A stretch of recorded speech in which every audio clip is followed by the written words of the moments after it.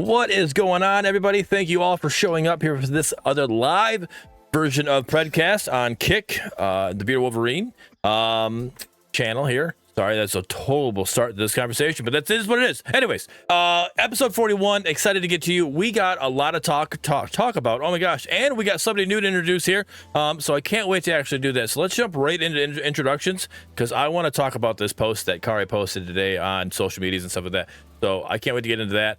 So in this order, let's introduce ourselves. Let's go Steggs, Jollster, and then Pinzo, F6, and myself. Introduce yourselves, tell them a little bit about you, and then what's going on, and then we'll jump into the next one. Cool. Hey, everyone. I'm Steggs. I'm the new community manager at Omeda Studios.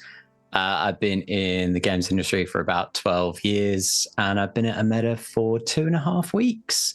Very excited to be here. Big fan of Pred, and big fan of Predcast as well. I've watched the last few. Loving it. Awesome. Excited to be here. All right, excited to have you here. All right, Jollster. All right, I'm Jollster23. I'm the head of operations for the PCC. Got the big main event this weekend. F6 going to cast in it. Pinzo will be playing in it. All right. And, so yeah. Wait, Pinzo made it past play-ins? Yeah, he got he got carried a little bit, but yeah, okay. He got there. Allegedly. All right. Speaking of Pinzo, yeah, what up? I'm Pinzo, streamer, YouTuber. I stream mostly daily. I didn't stream today. I've been a little bit sick, so hopefully I don't sound too bad. But yeah, I'm live like 1 Eastern every day, and then we've got PCC on Saturday. Team Rogue. We're 4th seed going into it. Got a tough run on the bracket, but we're doing our best. all right. You guys are gonna see some stuff. I love how you live like in Mountain Time, but you tell everybody that you play at Eastern Time. I like how you still convert to the Eastern Time.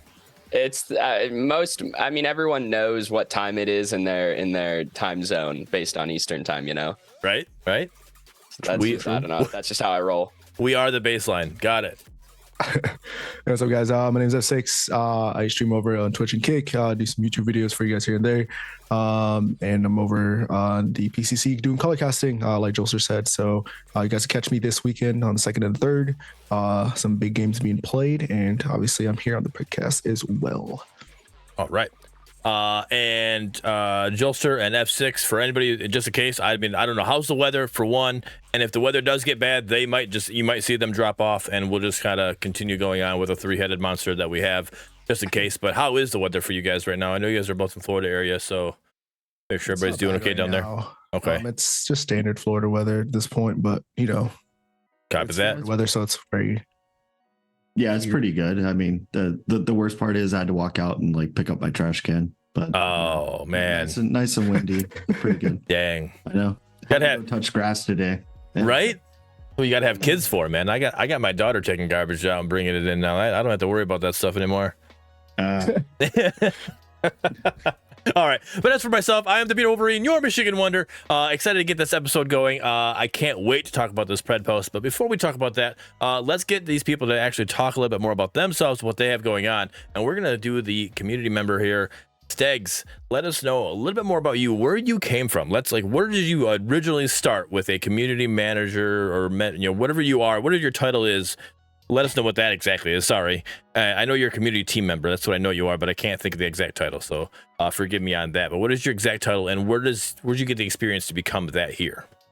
Oh, well, the exact title is technically senior community manager. Ooh. Yeah, I mean, I guess the first game that I community managed on was a MOBA called Fractured Space. A very long time ago in 2016, I think. And to be honest, that was kind of like up until now, that was probably my favorite project I've ever worked on. I ended up going into a lot of management sim games. I'm not entirely sure why, and this is not throwing shade at any other company I've worked at. I've always enjoyed the job. Right. But I don't really play management games myself. I've always played anything PvP, whether it's MOBAs or just general shooters. So yeah, it was really quite exciting to be interviewing Omeda. I'd played Pred like a couple of days before my interview, just because I wanted to see, you know, if I'd enjoy it. Because if I didn't enjoy it, I didn't necessarily want to go. Right. And I accidentally stayed up till like 3 a.m. It was an awful work day the next day. And from there, I was just like, well, that's it. Like, I've got to get the job. And yeah, here I am. Nice. That's it. Nice. I can relate. I mean, not the 3 a.m. I definitely I have a hard cap at 1 a.m. But there's times I'm like, oh man, I just want to play one more. I just want to play one more. So it's like I continue playing. Yep. So it makes the workday a little harder. But the Navy prepped me for getting only 3 hours of sleep. So I'm good. I'm good with that. F6, you can understand that, right? Yeah, I think Jollster too, but Oh yeah, Jollster, yes. Yeah. Yep. No, I forgot. Ari doesn't let you sleep. They just kind of just keep scream at you because you fell down too long. That's what it was. You're right. All right. Okay. So in that post, I saw somewhere that said that you worked for Sega. Yeah. One of Sega's studios. Yeah. So my previous studio was 2 Point Studios. Okay. So they're the team behind 2 Point Hospital and 2 Point Campus. Again, management games. Right. Okay. Yeah. Interesting. All right. I saw Sega. I'm like, wait a minute. Like that sounds like not that you're old, but to me, like when I think Sega, I'm thinking because I am older. I'm 36, right? So when I think Sega, I'm thinking like the old Genesis days or whatever. I'm like, what? Only like, 36, Bearded. Thanks, man. Appreciate that. Yeah. I thought you were 50. You're only 36. You look good for 45, man. Yeah. All right. Appreciate it. All right. So, when you played the game, so you play Paragon? I guess that's my first question. Did you even play Paragon when it was out? So yeah, I played it, but I didn't like get sucked into it. And the main reason is because I was kind of obsessed with the game I worked on, which was Predecessor Space.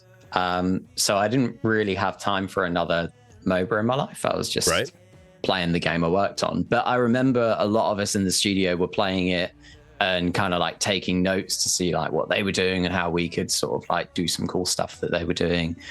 But yeah, so I never really like got fully invested in it. And I remember, you know, when I got a recruiter that reached out to me to go for the interview, and I remember her saying, you know, Paragon, that kind of thing. And I was like, that's actually kind of cool. Like, I know the story. I know what happened with it. So yeah, you know, when I played it, I was just like, please let me really like this. And I just played versus AI as well. I didn't even play PvP properly for a while. Yeah, I mean, I have fun going 21 and 1 and 5. You know, it's great, right? You know, no, I mean, I come from like, you know, playing a lot of World of Warcraft, and you know, if you go into like a dungeon or a raid or even PvP, not knowing what you're doing, you just tend to get kicked. So I'm always like, I'm just going to play AI for a while first. Yes. And then I'll feel a little bit more comfortable. So I'm currently on my 99th actual game though. Okay. So if anybody does want to help me win my 100th, please do. There you go. Because I really don't want to lose my 100th game. Right. Yeah. It's important. Yeah. 0 and 100 is not good. Yeah. Just kidding. No, but it's fairly close. All right. So I guess our normal question for our guests is then that played Paragon, and you said you didn't really get into it because obviously the game you were playing, but did you have a favorite character that you played as when you did play Paragon? I'm pretty sure when I played, I did what I feel like most people did and played Murdoch. Is that what most people did? I think if you were a shooter going into this game, yes, Murdoch would be your go-to. And if it wasn't a shooter, it was probably Chimera that was your next easy one to go to. I think what I would say that I've seen people jump into, they want the two guy dual wielding axes and just go swinging on somebody real hardcore. So yeah, Murdoch was my go-to. I mean, that's what I went on. He's my main. So okay. Yeah, no, I'm pretty sure it was Murdoch in Paragon, and with Pred, I'm trying to think who I started as first. Oh no, I do know. It was a terrible pick for my first choice. I went Kalari because I terrible pick. Any choice. It does the first or last. It doesn't matter. It's terrible pick. Got it. Yep. I like invisible characters, right? I like stealth. I played a lot of Heroes of the Storm as well a long time ago, and I liked Serath because he went invisible. And so I thought Kalari would suit my playstyle really well, but she really doesn't. I'm awful with Kalari. So it's all about Greystone and Morigesh for me. There you go. All right. So you playing Morigesh off lane, or you playing Morigesh mid? So I'm learning Morigesh mid at the moment. Okay. I had a really lovely player reach out to me like a week ago, just saying like, if you need any tips on Morigesh, like let me know. And I was just like, brilliant. I'm just going to ask loads of questions about this. And yeah, they gave me loads of cool tips and things that you it's really obvious to you guys. Like, you've been playing it for a really long time. I've watched, your streams. I know you're good players, but it's things like, I just watched a replay and you went in on Faye when she still had all of her abilities and then you got wrecked. And I'm just like, why didn't compute in my head that makes sense to do? And it's just these little things about your play. Like when you get somebody to watch a replay, it just makes such a big difference. So 100%. Yeah, I was very, very happy to get some feedback on that. And I feel like I'm better now. Oh yeah. Yeah, no, that's like I've said a few episodes ago. I had Zygor and Joey, yours truly, help me become better in the off lane, and then I've also had F6, sit down and watch some of my videos, and I even had Windu sit down and watch some of my videos or watch a video with me. And it's like I can't go back and watch a VOD by myself. If I watch a VOD by myself, I literally like, I've done this before, and then I pick up my phone and I'm not even paying attention anymore. I'm like, yep, I've already watched all of this. I've literally experienced all of this. But watching it with somebody else and them pointing things out to me, I start watching it myself. I'm like, and I can point things out myself as well. Like, oh yeah, right there, I messed up, And so like, watching it with somebody is definitely a lot better. So I definitely promote that for anybody who's trying to get better at the game. Definitely find somebody that's willing to watch them with you and kind of give you some pointers off of it. Definitely better that way. All right, so now let's get into you now on the team. You talked a little bit in the post, but like, what do you want to do now that you're hired in? And this like, what's your go-to? Like, hey, I can't wait to start working here. So, I'm very much going to have a focus on videos, live stream, general content creation, and likely working with content creators as well. So at the moment, I'm like, for example, I'm sorting out the Serath overview video, which is very exciting. All right. And we're working towards getting regular live streams set up as well. But we don't want them to just be kind of like, it's just me playing, we want it to add, because, content creators do that so much better than we would do that. Like I've watched Pinzo stream, I've watched F6 stream, I've watched PCC, and I'm always just like enjoying watching you all play. I mean, yes. One, again, you're all way, way better than me. So I get to learn a lot of things, but it's just fun to watch you vibe. So we want to start looking at getting content creators in on the streams with us, obviously get some devs in, do things like potentially get a 5 stack of devs and jump in the game and see how we do. I know some of our devs are insanely good at the game. Yeah. I don't know if they would beat the pros of Pred though.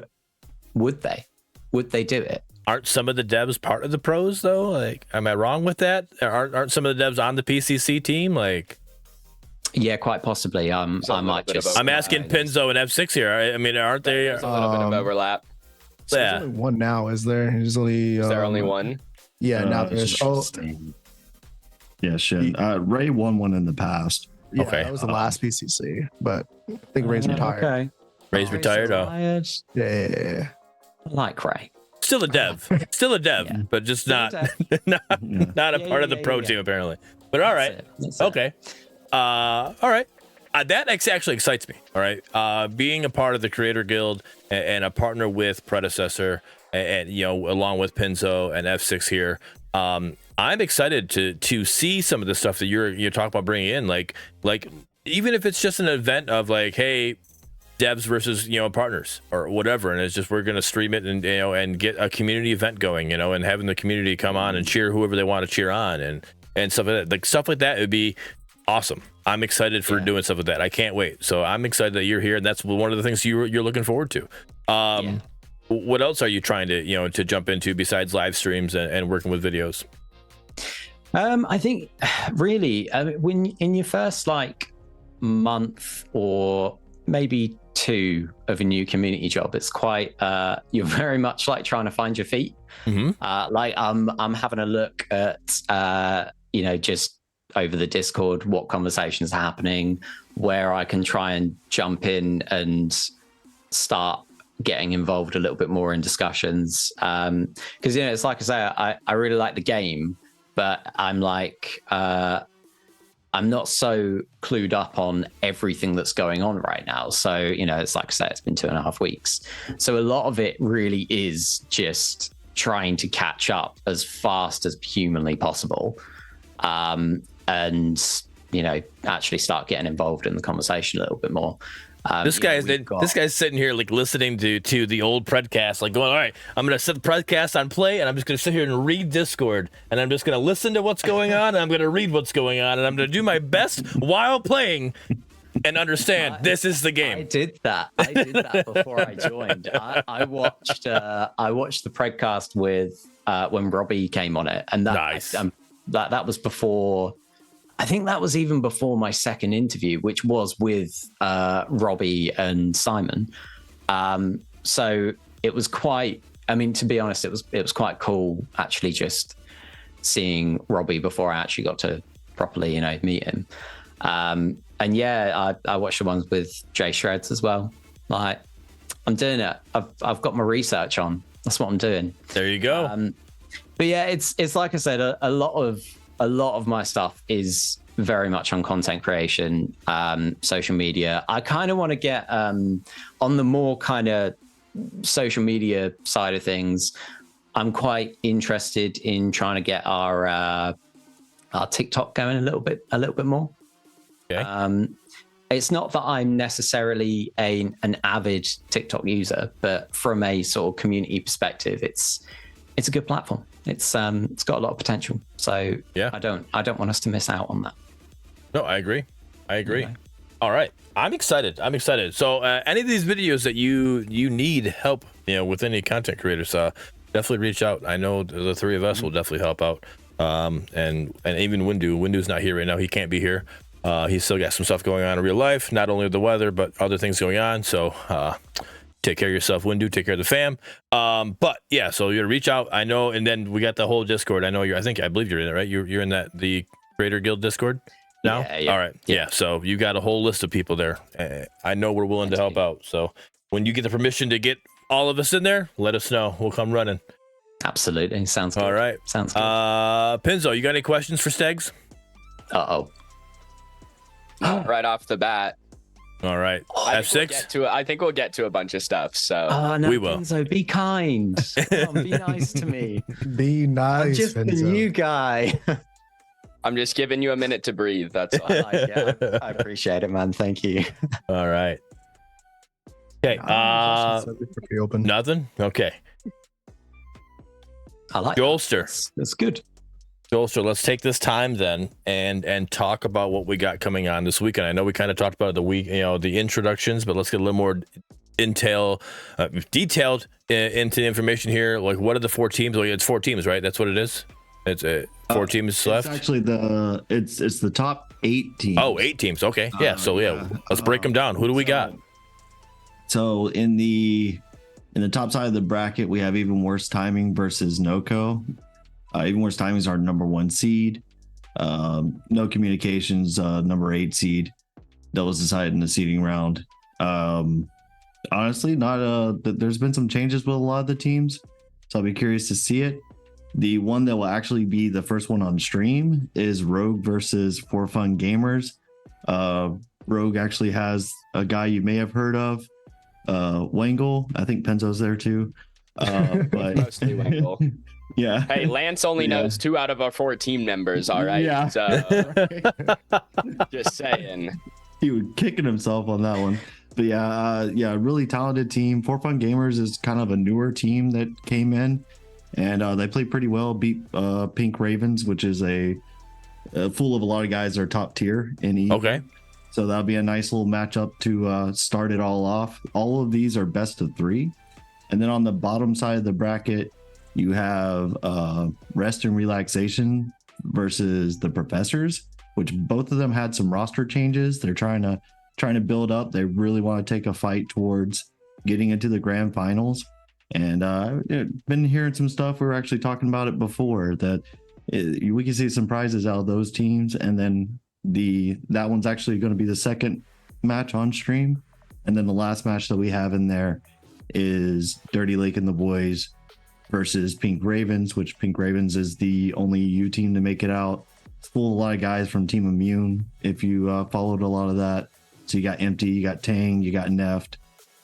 So it's pretty good teams all the way around. Kind of hard to pick who's going to win. Okay. All right. Can you give us the Las Vegas odds on these? The little, at least a spread. What do we got there? Ooh, I mean, everyone has their favorites. I mean, you can kind of look at like the higher seeds and be like, each one of them's probably going to pull it out in the end.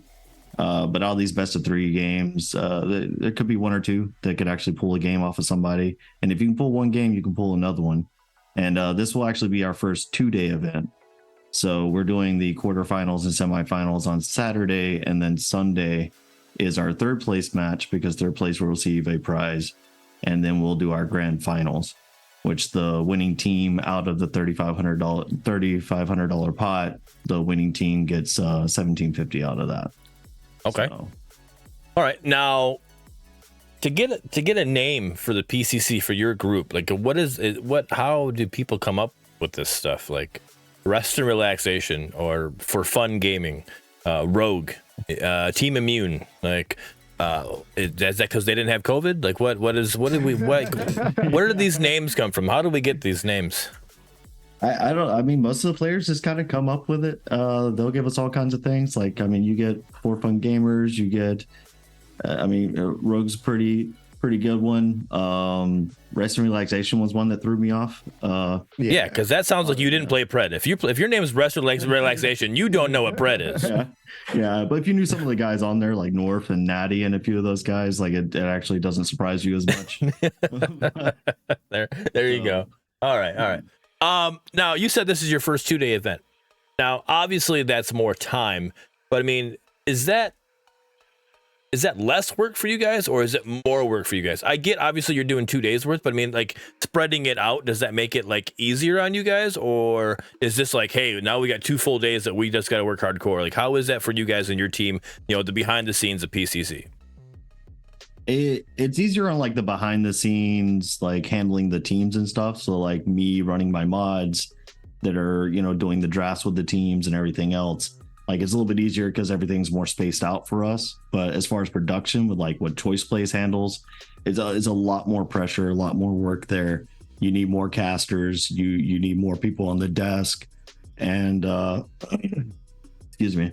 And like, I mean, for our dog, she's going to be putting in some serious time over those 2 days as a host on the desk. So, and it's you guys got our dog? A lot more work. Triple G? Yeah. Man, I didn't know Triple G was there. All right, nice. Yeah, she we picked her up in PCC 4. Okay, so she's been there ever since. Yep. Doing a pretty good job, constantly growing. I mean, we actually got Joe's practicing desk stuff with tricks right now. So like, they put in work constantly, and that's awesome. Been a lot of work. It's been hard on the players too, and like, I gotta have respect for the players. Pinzo's here as well, but like, and these guys had to put in like 4 days this month on top of that. And that's a lot to ask out of them. A lot of time off from work from guys, and a lot of time you're dedicating to it. And it just shows like how good of a community we have around a competitive scene. And we're only 9 months into this game. So 100%. No, I love seeing the dedication that your team is putting in to be better. Like you easily could, like, all right, I got a tournament coming up, I'll cast it when it's live, and I'm just gonna do what I gotta do. No, they're actually practicing. They're actually like sitting there, watching videos and casting, or watching live streams and casting as they're going. Just doing that just to get better with calling things out and stuff like that. So it's great to see that they're trying to get better themselves just as they're doing things. So, and that just shows, again, like you said, shows how great this community is. So I love to see it. Yeah, I think Jollster's frozen, but yeah, I think you're 100% correct. We definitely take a lot of time, especially being a caster as well. Like one of the things that we do is we spend pretty much almost every day. We go over our videos. We do our VOD reviews. We're not playing, obviously, but obviously from the casting side, like we go over like, was this the right thing to say, or like, was the tempo great? Do we sound well? Stuff like that. So, I mean, just from like the entire organization itself, I think just put in a tremendous amount of work, and I think everybody deserves exactly what they do. You guys aren't like watching my stream and like and like sitting in a Discord call and casting my stream. All right, good, because I would hate to be the fly on the wall for those ones. Most of the times it's going to be, we watch, like, let's just say Rogue is scrimming Dirk and the boys. Whenever our observers want to practice observing the game, so like the person that like handles the replay system specifically, we'll go into their scrims, and then we'll do like a live practice essentially with it. Okay. If we can't find an observer, we'll just like bring up like an old VOD of one of our prior like PCC games that at least we have the camera work there. We try to pick a game that we didn't cast or do the desk analyst for, and we kind of just try and practice off of that just to kind of get a better tempo or see if we can do better than whoever casted that or did the desk analyst. All right. And Pinzo, I think I asked you a little bit about this last week, so if I did, just kind of reiterate the same answer, and that's fine. But on your end, on the player's end, I know you're playing the game. You're not having casting in your ear. You're not hearing what they're saying, because obviously it's pre-played. But they do the best they can. Or am I wrong with that? Are you guys casting live while they're playing the game? So most of the time it's not like 1-for-1 live. Right. Okay. That's PCC was a little bit unfortunate. We started a little bit late, so we couldn't really do it live. Okay. But coming this Saturday and Sunday, it'll be as close to live as we can possibly. As you can. Okay. Yeah. Gotcha. So Pinzo, you're not able to hear it because you're obviously in a game. So when you go back and watch it afterwards, or maybe like let's say you had the first game, right? Don't you have the first game this week? So the first streamed game, yeah. Yeah, first stream game. So then after that, like you guys have a time off or whatever, then you go back and you watch the other stream. What are your opinions as not only a player in the tournament, but also a viewer of PCC? What are your opinions from there? I mean, I think the whole thing is actually like pretty professional. Like they do a really good job of putting on the whole event. So I enjoy doing that. It's usually like a couple minutes behind. So right when our game ends, we can jump into the stream and see like the last 2-3 minutes of the game and listen to the casters and stuff. I don't know. I love esports. I'll watch anything, even if it, like I watched VCT last weekend. I haven't played Valorant in a year. Yeah, I just I really like esports. So I really enjoy it. The production's pretty good considering the like how young Pred is, and no one's like really getting paid, right? The production's pretty good, all things considered. So I just really enjoy esports. I'd watch anything. All right. Yeah, all right. Definitely a huge shout out to the devs, by the way, for once again upgrading that replay system, because not only for choice and like the rest PCC, but like as a caster looking at the map, the minion wave is like one of those really important things. Yeah. So like we were unable to really tell like what the minion waves look like to really like get a good analyst from it. And when you guys fixed that, and just for our update going in, I was just like, thank you for it. I know Choice loves it too. No, that is awesome, and I was going to read that too. That Choi said that. That's great that Omeda's diligently working on that, but they're also working on the game and getting what they're doing with the game, stuff like that. So it's great. Steggs, you did say that you were able to watch some of the PCC, right? Yeah, So yeah. what are your thoughts coming into this and watching? Oh, I just froze. I don't know. Can you guys hear me or no? Yeah. Nice, All right. gotcha. All right, so we're still froze, but I'm gonna keep talking for a minute, and then I'm gonna have to reset Zoom for a minute. So sorry, but anyways, so what are your thoughts from again looking at PCC, how they're running, knowing that they're just like a and I don't say this in a bad way, Choice and Jollster, but like they're just like a third party up and coming. Like no, they're nothing professional about them, but they are professional. You know what I'm saying? Like they're not like an actual organization, but they're like huge. Like they're doing a great job. What are your thoughts? It was definitely one of the things that made me really want to join again, was just seeing not just PCC, but Predcast and generally how engaged the community is. I think on my maybe first or second day, I dropped the PCC guys a message to just say like your production value is insane. Like it's absolutely ridiculous to the point where I've spoken to Choice and been like, dude, we're gonna need to talk because I need to get a similar production value here because yours are really, really good. I think it's awesome, and it's like you say, the game is so young, and I think it can only get better, right? So it's really exciting to see what's going to happen with PCC and other tournaments as well in the future. All right, yeah, no, I 100% agree with you. Sorry, I'm trying to figure out this frozen screen real quick. In the meantime, while you guys can still hear us, you can hear me. You're not gonna be able to hear them for a minute. I'm gonna show you guys this sweet wallpaper that I was given. Nobody's ever seen this yet, except for me and maybe a few buddy else, maybe like in behind the scenes. But no community, anybody in this chat has not seen this yet. All right, so I'm gonna show this on screen while I exit out of this, and we'll go from there. And you guys will like this.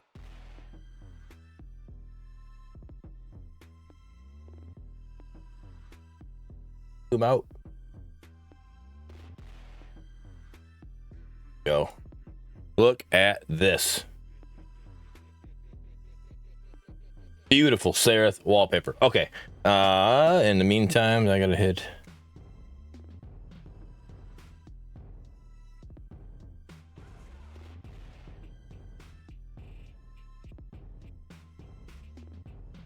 Sorry guys, stick with me. I apologize.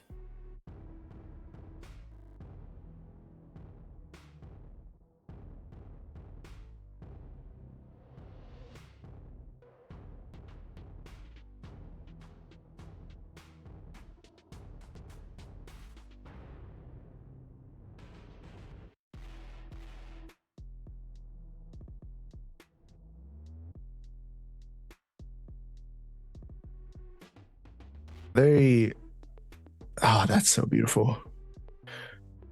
Can't wait till I can just copy and paste that and put it on my little wallpaper screen here. Says I can't start video.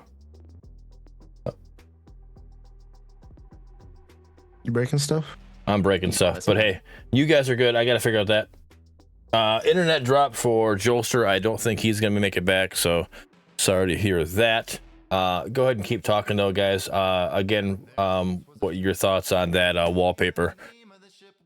They couldn't hear you before, so let them know now what your thoughts on that wallpaper. Because I had to close the Zoom out to reopen the Zoom. Now I got to figure out why my camera's not showing.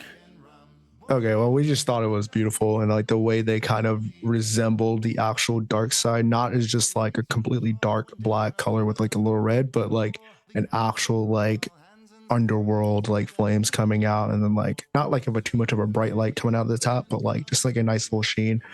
So we're loving it. Pretty clean. Yeah. Yes. I'm glad you like it. I say that as if I'm not taking credit, but I did nothing for that. Yeah, it's all you, Steggs. It's all you. That was our art team. The art team are just insanely talented people. But yeah, I was saying it suits Serath's kind of character in the game as well, which is really cool. With that kind of light and dark side that sort of seems to kind of be tearing her apart a little bit. So yeah, it's definitely a really cool wallpaper. I was a huge fan of that when I first saw it. Here, now they can see it while we're still talking. I do have a question though for you, Steggs. Go on. So you said you've been there for 2.5 weeks, correct? Yes. So how have you been liking it? So you don't have to give me like, oh, it's great, kind of answer. Like I understand, like there's always good and bad things about working for somebody. Like even if like you're working for yourself, like there's always good and bad days. But like, what's like something that you're like really loving about this team? I think it's so. I think it's very much when you're talking to anybody, and obviously we're all remote, so you're talking to people on, just via Discord or Slack or whatever you want to use. And whether you're typing to them or on comms with them, you can always tell that they're really into what they're doing. Like I felt bad last week because I felt like I was bothering a couple of the designers for some info on Serath. And I'm quite, it's like I said, I've not been there long, so I don't want to be like, I don't want to make enemies, right? Yeah. So I don't want to annoy people. And I think it was Ray he was so awesome about it. He was just like, dude, don't worry. Like, we love talking about the game. Talk to us all the time about the game, and it's that kind of passion, just sort of, what's the word? I guess carries throughout the rest of the team. And I've said it before. It's something I picked up on my first interview as well. Was just how much everybody seems to really love the game. And like I said, it's been a very long time since I've felt like that as well. So it kind of feels special to be a part of it, if you like. No, I 100% feel that. I feel just talking with the devs that we're able to get on the show here and talk with them, you can just kind of feel the passion they have. Even the same thing with PCC. Like, and that's what Choice said. Stranger said in the chat, said that we're a bunch of amateurs with passion. Or something like that. I can't. I lost it, but that he said something around those lines. Sorry, Choice and Stranger's names and Windu's names are the exact same color in chat. So like as I'm trying to read, I'll see this wall of purple. I'm trying to find it, but yeah. So we're a bunch of amateurs with passion. Yeah, so I said it right. Yeah, so I found it. But yeah, that's what Stranger said, and that's like, and though again, that's PCC side of it. But again, if you have the devs having as much passion and showing all their passion they have, that pushes down on PCC, and then that pushes down on the community, and that pushes down, whatever, like the viewers of the community, like the streamers and stuff like that. Like they see that the passion they have for these games, and it's growing the community want to have. Yeah, so I 100% agree with that. Yeah, for sure. That definitely sounds like Ray. He's always in like everybody's stream, just being like, "Hey, tell us about the game. What do you like? What do you don't like?" So like, yeah, that's 100% Ray. I'm going to ask you guys a question if you don't mind. 100%. Oh no. It's all right. It's not a difficult one. I've been in. It's still difficult for F6 streams. So I lurk a lot in people's streams. Is it weird if I just jump in and go, "Hey, what's up?" Like to me, not at all. To do it's not at all. Okay, good. No, I was going to do it in Pinzo's stream at the weekend. I think it was the weekend. It's weird to do it in his stream. Don't do it in his. But me and F6, go ahead, do it all. Yeah. We're more friendly. Yeah, I'm mean apparently. Don't listen to Reddit. Oh man. Okay, this is good. Yeah, I would say that I'm going to say that for anybody's stream. It doesn't matter if we're talking about Predecessor or what we're talking about. As a streamer, I would much rather. We appreciate lurks. Lurks are appreciated. If that's all you can do and that's all you want to do, 100% do it. But if you want to talk, we much rather you talk. It's harder on a streamer to be sitting there and playing a game and to have a wall of text, but then keep looking at that wall of text and noticing it's the same wall of text that nobody's talked for the last half hour, Yeah. And even if it is, or even if it is like a Pinzo stream and the text just keeps going, it's still something that, again, having somebody new, somebody like, Steggs, welcome, getting that, that excitement, that little like adrenaline rush you get, like, oh, we got somebody new in here, yeah, always go out there and talk. And That's good. And especially knowing that you're a part of the dev community team or whatever you want to say, that's even better. Like that, like for a small streamer to say, "Oh my gosh, I just had a dev in here," or whatever. I just had community team member in here. Like that would be like, oh my, like that's like, dude, that's crazy. And so you're just gonna make some streamers' day just by talking. So always talk. Okay, I this think is from good to like know. a community team, like not a community team, but like from a community standpoint, like even if it's just any streamer at all, I just find like it's just really good to like show face, and I think that just speaks on a lot more of the difference between Omeda and like other development, like game developments, right? So you don't see like Riot usually go into like a bunch of streamers games, but Omeda, like I think since day one, like from the launch of the game, there's always been some type of dev just like in every pretty much streams. Like it doesn't matter if you're one viewer or like 200, right? They've just been always there asking for feedback, and I think that's what really separates you guys from the rest. And I feel like that is the passion that's like really there, that really shows. Yeah. No, that's good to know. And it's I was about to say hello, and my brain just went, what if they think you're checking up on them and like when your kind of dumb side of the brain comes in, and then I was just like, no, I can't do it anymore. It's not going to work. It's too late. No, it doesn't change. I mean, at least for me, it doesn't change. There's already sleeper agents in my stream, so like, it's just like, that's how it goes, man. And then like any one of our viewers can clip anything we say, anyways. So it's not like we're really changing anything. Yeah, that is true. That is true. Yeah, no, that makes sense. Good. Yeah. All right, I'm glad we cleared that up. I'll see you all in your streams to check up on you. And even if it was for you to check up, like that's okay. Check up on us, like, because again, that just shows that you're interested in what we feel as a community. Again, that's one of the reasons why we have the Predcast, because we want to give the community a platform for them to come and vent and say the issues that they have with the game, but also praise the game when they want to praise the game. We give the community that platform, but we also give the devs the platform to come in and explain what's going on and why they have this going on and what the plan is, what the future plan is. So that's pretty much the main reason we have it here. So yeah, go out there and find the people that don't know about the Predcast and talk to them, or go talk to Pinzo and let him vent for another 20 minutes. He's okay with that, right, Pinzo? Always. Got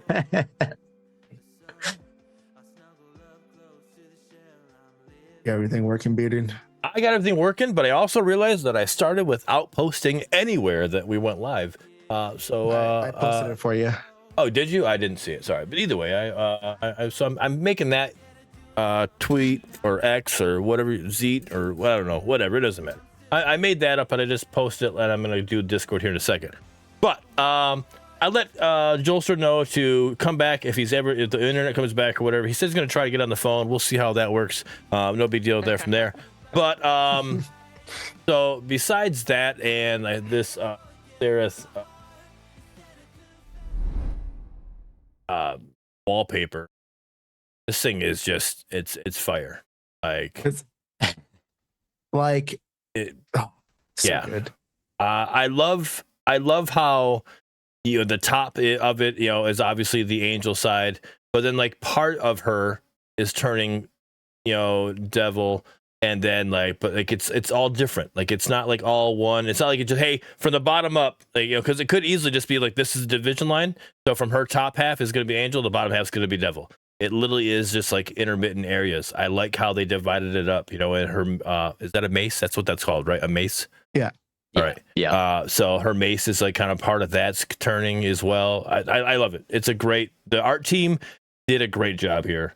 And I think she gave me the name. I want to make sure I want to get it right. Vinx and the art team are killing it. So yeah, keep that up. Great job. What you look like, Vinx, but good job. I'm working with Kari to get people from the art team on here. I'm working with Kari to get a bunch of people on here. That's actually how we got Steggs on here, actually. So I'm working with people to get people on here to get more. Because I want the art team. These wallpapers they're putting out are fantastic, and if the wallpapers can be this good, I can't wait until the art team actually starts working on the item art. Pinzo, tell me that you're also on my side here and you want new item art and not this PlayStation 2 item art that we've been using for 9 months now.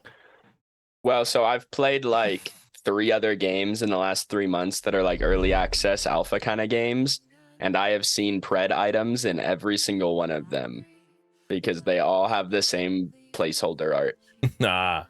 Okay. So every time I'm like, I'm loading into a game. I'm like, yo, why is resolution on them? And I'm like, what is that in this game? Like mousing over it, trying to figure it out. I'm like, what is that? Nice. All right. So yes, they do indeed need some of their own art. Honestly, I can't wait. At this point, we do need some new art, but I've gotten so used to it that it really doesn't affect my day-to-day anymore. I'm not gonna lie to you boys. No, okay. It is what it is. It doesn't affect your day to day, but I've actually watched somebody stream, and I watched somebody say that they are, or a chatter. It wasn't the streamer, but I watched somebody say that they're not even learning the going into like they learn from what the name of the item is, but they're not like getting used to the item art because they know that this is just a placeholder. So they're like sitting there. It's like, oh, if somebody were to tell them, hey, go grab the chalice, and it's like, wait, I don't know what the chalice is. And it's like, you don't know what the name is. So it's like, how do you tell them, like, oh, it looks like this? Like, no, you got to give me like more information or whatever. It just makes it harder to understand. And it's actually, they need to get it done sooner rather than later, in my opinion, because Fault did this. When Fault made their change, that change was actually pretty, you would think that means nothing. Like you do that, but you get people that is like, all right, I'm used to this being resolution.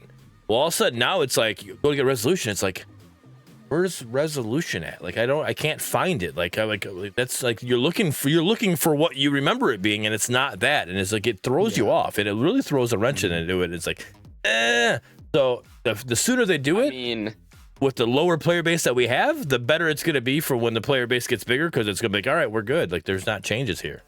Well, but we're supposed to get an item shop overhaul with the UI, right? Are we? Yeah, they said they're going to change the item shop interface either with the UI or like shortly after, right?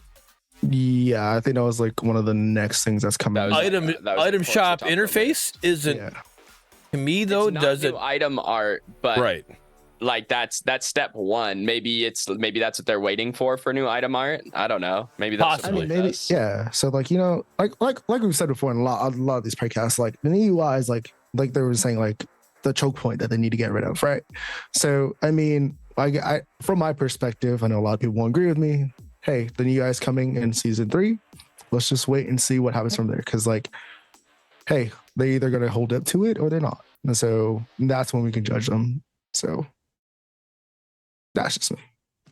I would love to offer you some insight into this, but this is actually something that I genuinely have no idea. Absolutely no idea. Thanks. Yeah. I was sitting here going, I feel like people are going to expect me to say something, and I've heard nothing on this, so sorry. Thanks, just throwing it out there before somebody in chat answers like, hey, sorry, what do you know about the UI? Community manager, guys. Might be a thing about it. Sorry. Yeah. No, and that's fine. And to what F6 is saying, like with obviously we can then talk about it then or whatever, but like this, yes, a lot of this show not a lot. So a good part of the show can be considered speculation, but that's as a community, that's what we're going to do. So why not just do it live here on the show instead of like, all right, hey guys, this happened. We'll talk to you when it happens. Like it's like, all right, all right. Well, that'd be a quick 30-minute show, and then, or not even 30-minute show. We'd be like, all right, yeah, we're done. Like we introduction. Here's our guest. This is them. All right. We'll talk when we finally get the patch. Well, you can't talk now.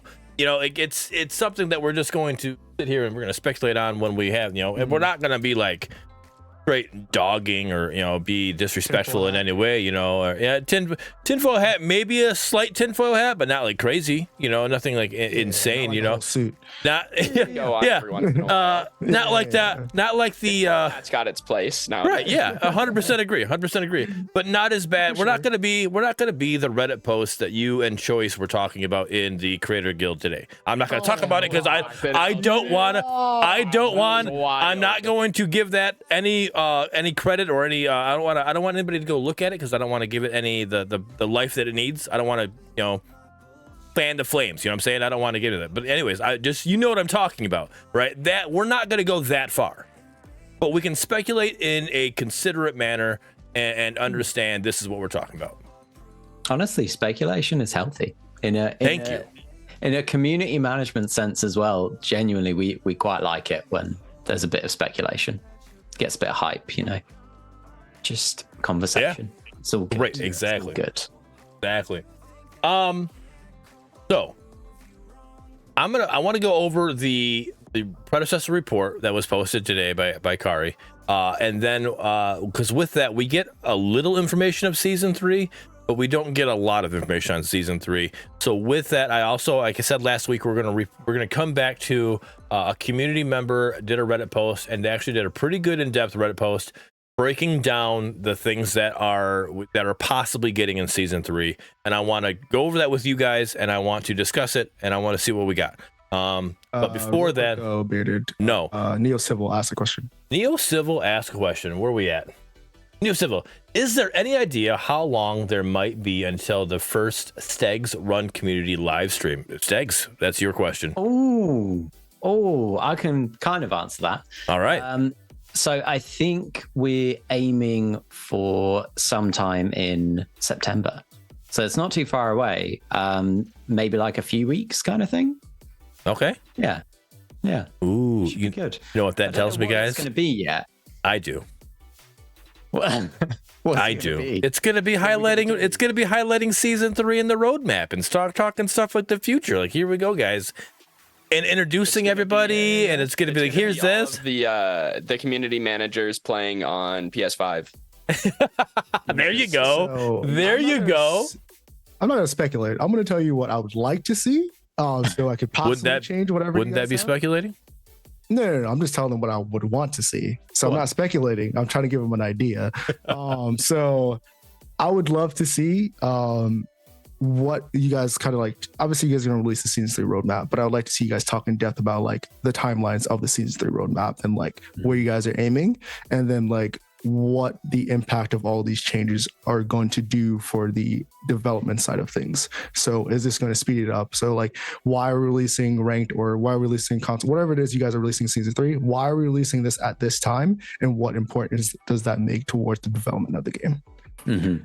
So it's more of you're looking for more of an information stream sort of thing, rather than because you've got a couple of types of content, right? You got the informational, you've got entertainment, and if you're good, you can mix both of them together, right? So we're looking more.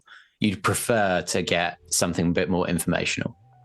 Yeah, because I know from like just like viewers and personally myself, like I can already get hyped about what's coming in the season whenever you guys are releasing it through the roadmap. Okay, now I'm hyped for it. But what does that really mean for the development of the game, and what does that mean for us, the people that are playing the game?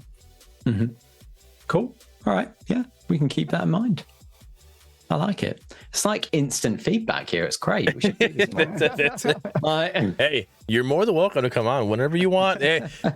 Seriously, you can, as a community manager, you could obviously manage the community, see what's going on, and then you reach out to me and said, hey, I can see. Import did it. Import saw that there was a huge conversation, a continual conversation about matchmaking. Import reached out to me and said, hey, I want to come on to you and I want to come on the show and talk to you about matchmaking, and we'll go into it and we'll give you kind of help get rid of the big burning flames of and the riot shields that we had going on.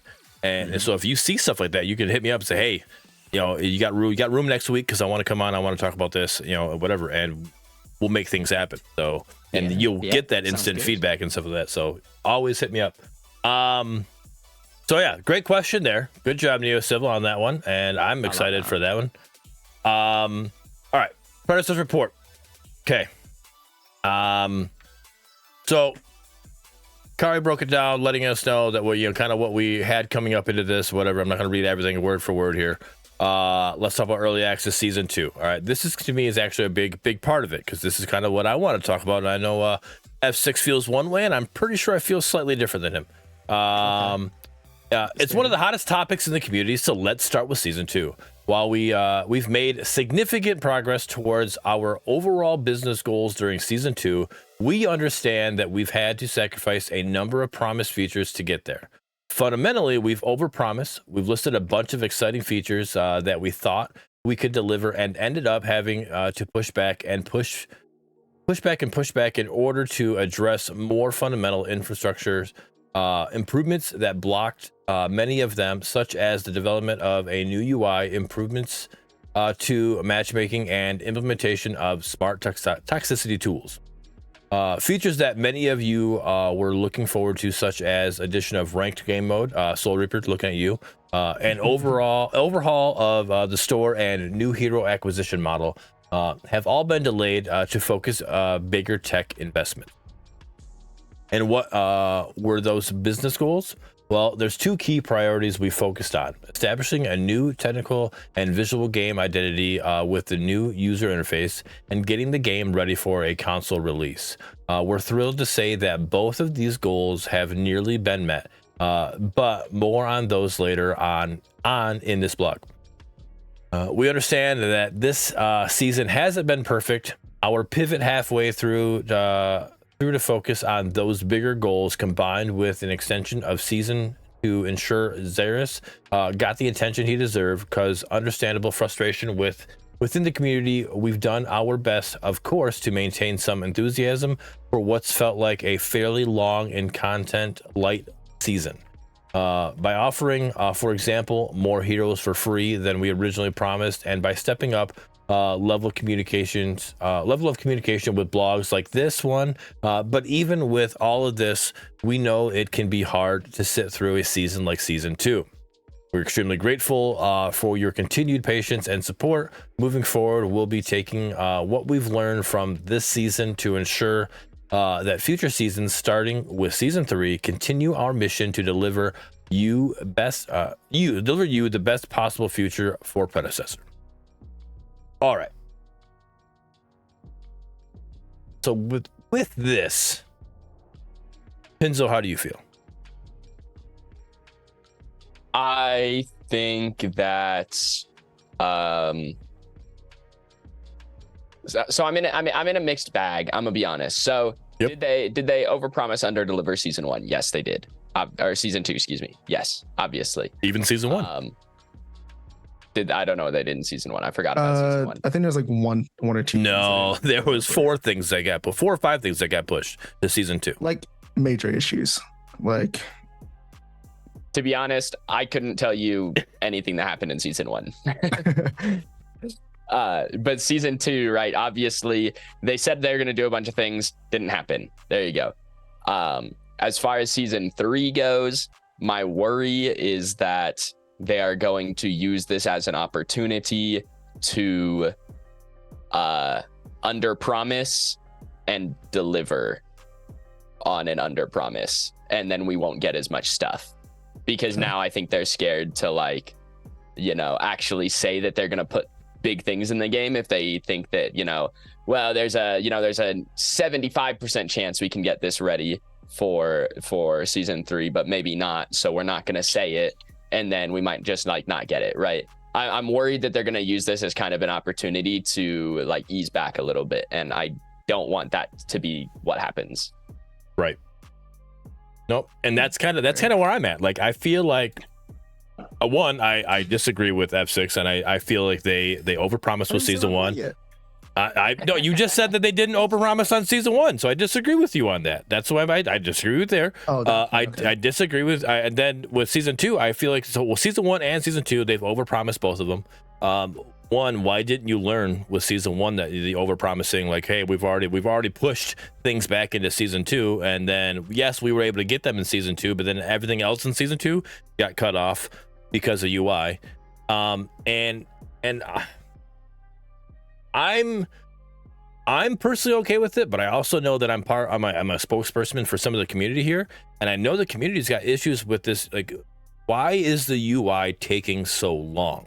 Like, I don't understand. And again, we're not devs, but it just feels like there's games out here that are just pushing stuff out, and this UI is like the UI held everything back.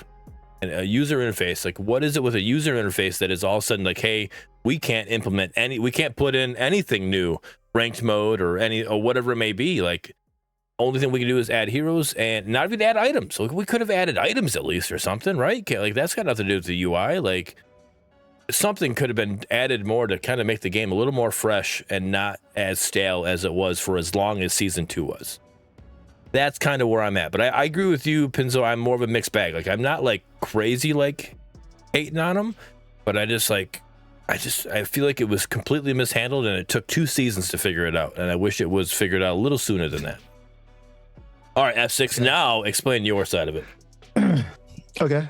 So I'm going to start off with the very basis of it is I love the fact that they came out and admitted that they made a mistake. So that's always step one in 100%. building back a relationship with the community, right?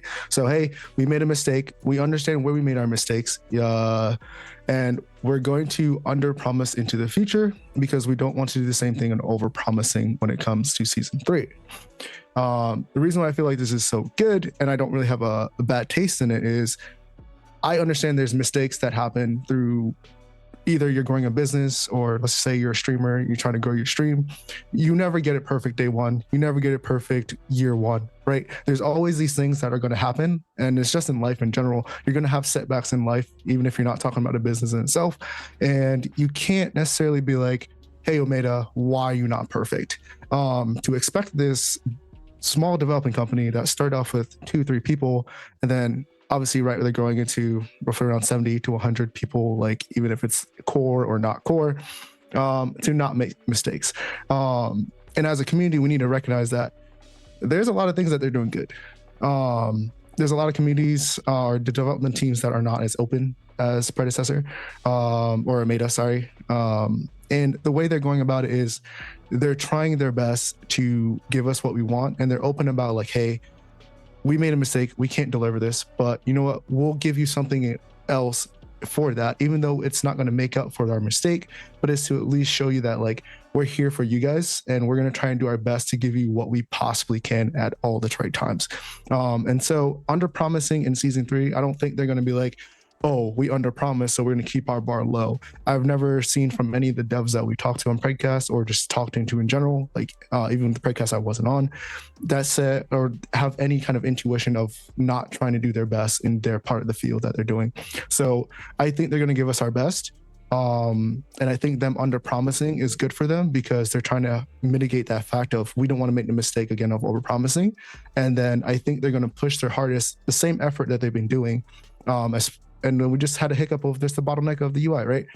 So that's why I said we just wait and kind of judge on season 3 because the main reason for all of the hiccups, right, for the most part, was the UI, right? So if they're saying, hey, once the UI comes out, you'll see a better performance from our team, but we're just going to under promise you here so we make sure we don't make that mistake again. So I say we just, hey, thank you. We appreciate you guys acknowledging what you guys did wrong.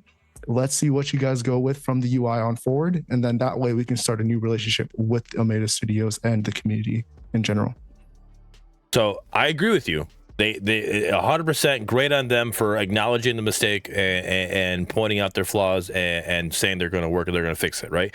It's the same thing with couples therapy. You go there, you're not going to fix anything. Nothing's going to change if nothing changes. Right. So 100% agree with you on that. My thing here is, though, it's not like this game. It's not like this is the first iteration of a Parazombie, right? You need to live and learn from other people's mistakes, right? And Fault did the same exact shit with this overpromise, underdeliver bullshit. And you need to, you're not going to watch somebody touch a stove and burn their hand, and you're not going to go up there and touch the stove and burn your hand as well. You need to learn from that mistake as well. and that's something. And whether you can consider them a competitor or not, Steggs was talking about it, how he was talking with his game. They were playing Paragon to just seeing what they can fit, something they could add with their game. You do stuff with this. You need to live and learn with other people's mistakes as well. And the fact that it took them 2 seasons to understand, like, oh wait, that's what Fault was doing wrong. Now we're gonna fix it.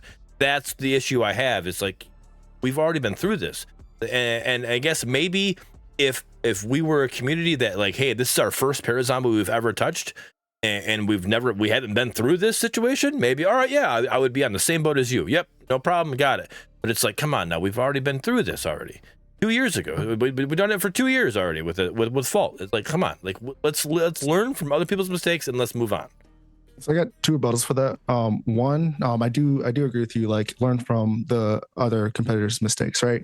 But just to caveat that, like, yes, I can learn from your mistake, but if I'm looking in towards season 2 and we're like, hey, we don't know the new UI is a problem just yet, right? Because it's something that came up halfway through the season. We don't know the new UI was a problem until we already released season 2. Them not saying anything all the way till season 2 and be like, oh, we haven't delivered anything and it's one more day until season 3. But hey, now we messed up at the end of the season. They said that's a big problem, right? But they noticed a problem and they said something immediately. So I feel like that's where it's like, I don't think they really messed up of not learning from the community, but they acknowledge that, hey, they messed up because they thought they can deliver, but they hit a little road bump inside, right? And let's not take away from what they did learn from other communities, right? So let's just say for Paragon, right? Paragon was overly unbalanced. And I think for the most part, people that play it could say, Predecessor is not really overly unbalanced, right? Obviously, there's items that probably needs rework, right? We all agree with that. There's maybe some heroes with numbers that are a little bit too high. But for the most part, it's still a fairly even game balance-wise. So I think there is strong points to where they did learn from other competitors and other developers. And yes, you are right. They should be learning from the mistakes. But at the same time, there's still going to be stuff that comes in the bump of the road that you can't really fault them for. Because if the new UI came out of nowhere and be like, hey guys, we have a meeting. Like, we have to take care of this new UI, and it's something that we don't want to do because it messes up our season 2 roadmap, but it's going to affect us in the future. Let's take care of it early while we're in early access. That's a better solution. And I completely agree. If it's going to mess up the free-to-play release, let's do it now in season 2 while we have a smaller play base and we're not going to console just yet. And then, hey, cool, we fixed the UI. Now let's move on to trying to get those things that we promised. We're not going to tell them, hey, we're going to do 6,000 things, but hey, we got 5 for sure things that we're going to do. And we know we could probably do more, but we're not going to give you that because we don't want to do the same mistake we did with season 2 and obviously season 1 on some things as well. But that's just my standpoint. Oh yeah, no, and that's that right there. Season 3 could be a 180 flip, and that's what it needs to be, in my opinion. Right. Again, I'm expressing my frustrations and the frustrations that I've seen in other people with what 100%. They've had going on, and so yeah, I agree with you that this new season 3 and pressing forward with the under promise and over deliver. Like, if you tell us, hey, these are the 4 things that we're going to push out for season 3, then you give us 8 things, or you give us 6 things, or you give it whatever. Like, anything after those 4 is just extra. You know, and that right there, that extra is going to be like, oh my gosh, we weren't expecting this. This is amazing, you know? And so that's a perfect thing that they can do, and that's how they can switch it. It's not something that like, hey, because they did this in season 1 and season 2, that they're done, the game's over with. They can't, live from this. No, they can definitely fix it and come back and make things better. And that's what needs to happen.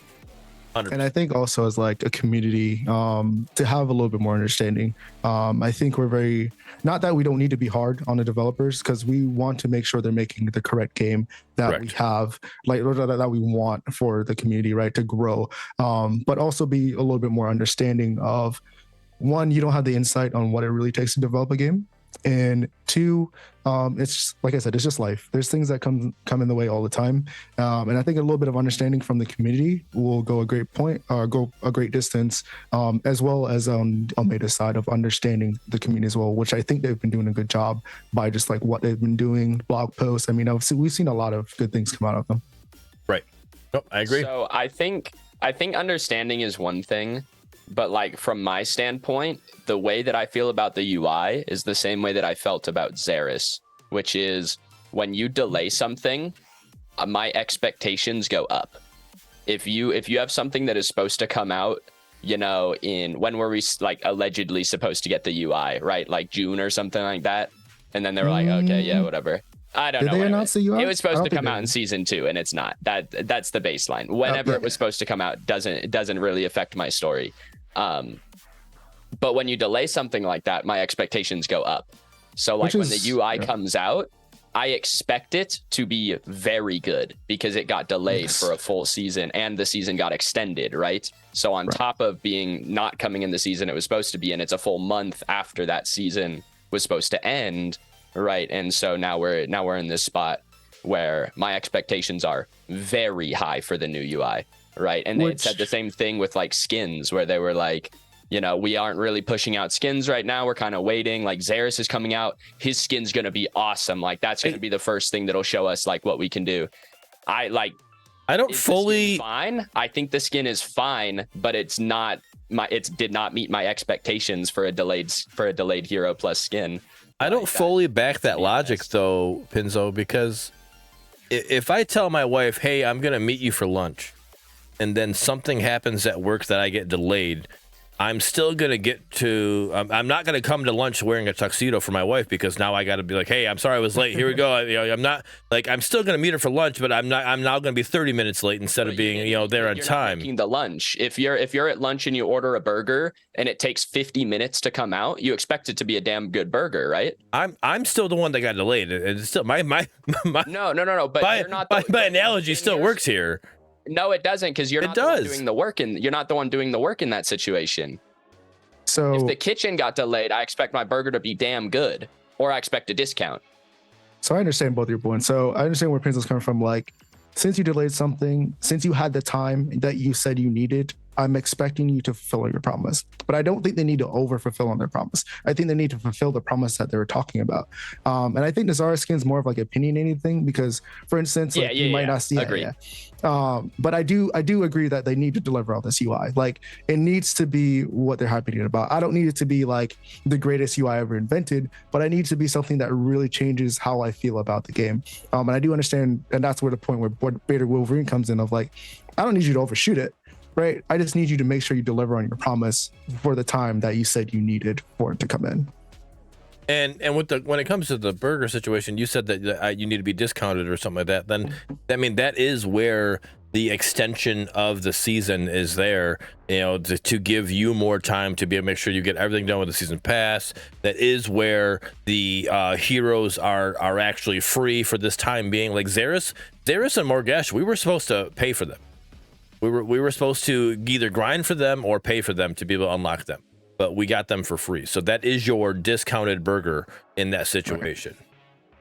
Double-edged sword. It's only discounted because they didn't give me the thing I was supposed to get. But again, it was discounted because the kitchen was delayed with my analogy. That was what you said. It'd be like if it took 50 minutes and then your burger never showed up and they were like, hey, we won't charge you for that. Like, okay, I didn't get it, dude. You shouldn't charge me for it. I mean, you're not gonna charge me for something that I didn't get. I mean, that's a bad analogy now. I'm not agreeing with that one. I don't know. I mean, it's getting up here. I gotta read it. No, yeah, you're. I gotta read this before it gets too far up here. Neo Civil asked, and again, this isn't for you, Steggs, because we don't expect you to answer with only being like 2.5 weeks in. But I want, because I know devs are watching this, and I would love an answer, either if they're live right now, or if they're can message me DMs or something, like let the community know by commenting on the YouTube video version of this. It was talked about in the previous Predcast. I think it was the one with Robbie, and it was the one with Robbie. The release of the new hero acquisition model was supposed to come out before Xeris, so a week before Xeris, and would have a week leading up to the hero release to get the unlock. Now, with it coming out with Serath, is there a way to unlock her day one outside of paying, or are we going to be rushing to unlock her?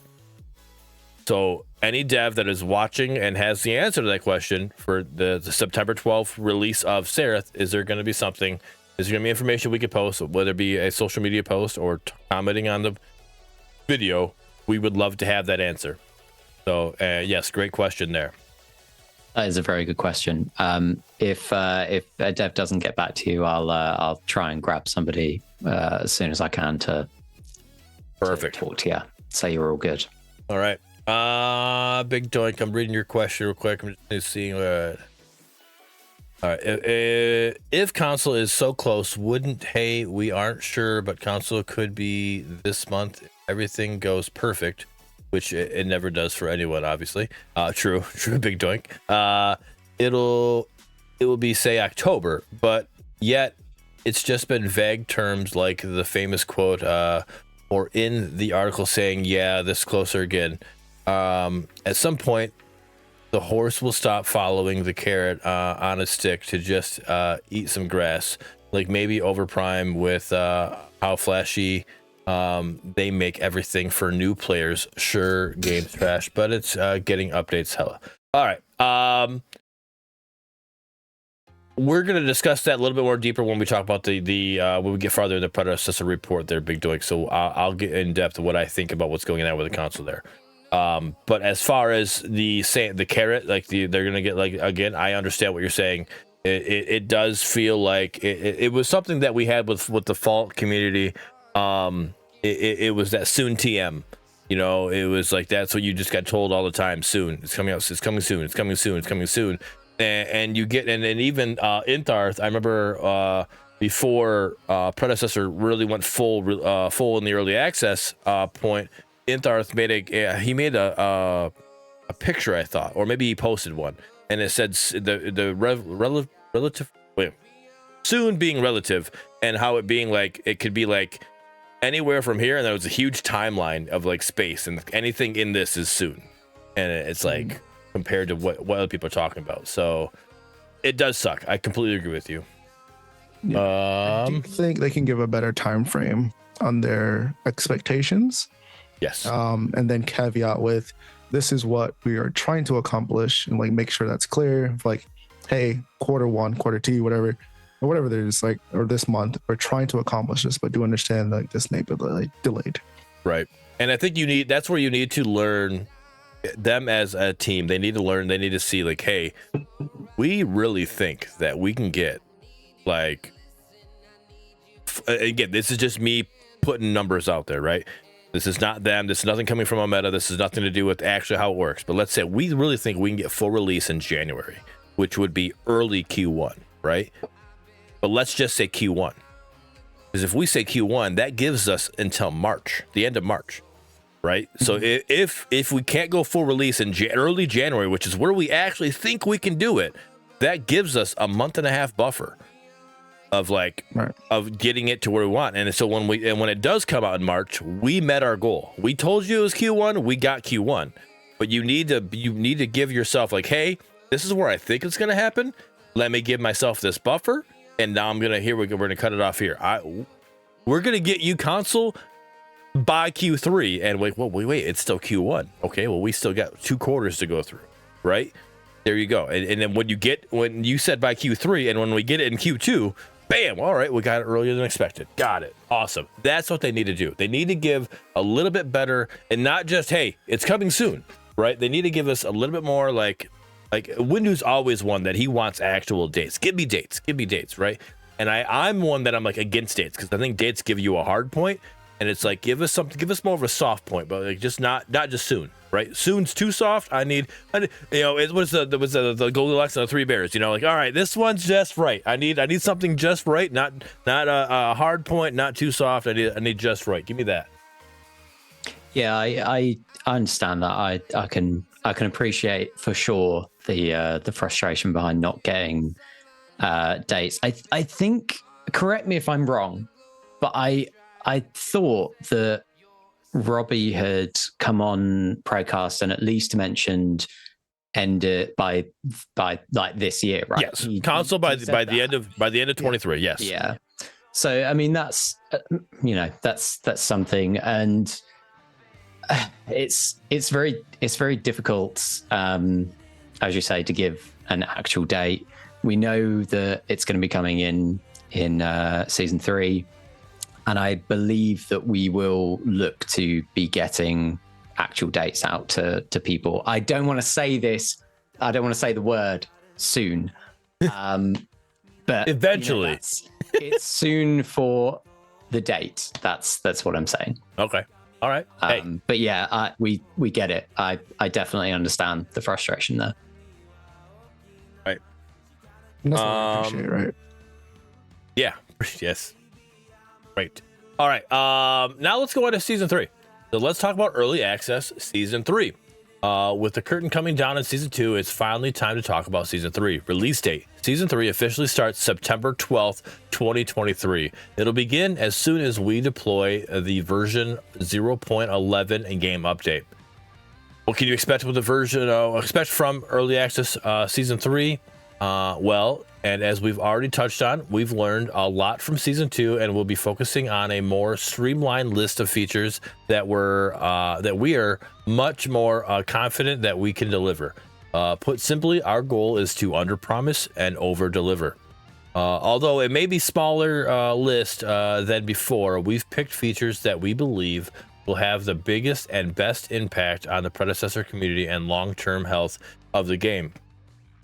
With focus on delivering 2 or 3 substantial features alongside others, slightly smaller but still important features, all the while we'll continue releasing new heroes with every major game update and ending the season with our 3rd Omeda Studios original hero. Oh, there's something else too. Console is coming early access season 3. It's coming early in early access season 3. Now, and early access is normally a season is normally 4 months. Okay, so for that to come early with that statement, we haven't even read even further into it. With that statement, that has to come in the first 2 months, especially with their under promise, over deliver. With that statement, they're saying it's coming early. For them to continue with the under promise and over deliver, it would have to come in at least the first 2 months. And that's where I think we get that just right? Like, okay, we know we have a 2-month window now, not just like we have until December. So early 2 months. Cool. All right. You read that right. It is our intention to launch Predecessor and Console early on in Season 3. This is another reason why the Season 3 feature list might feel small at first, because we're keen to set aside time and resources to do our initial console launch right.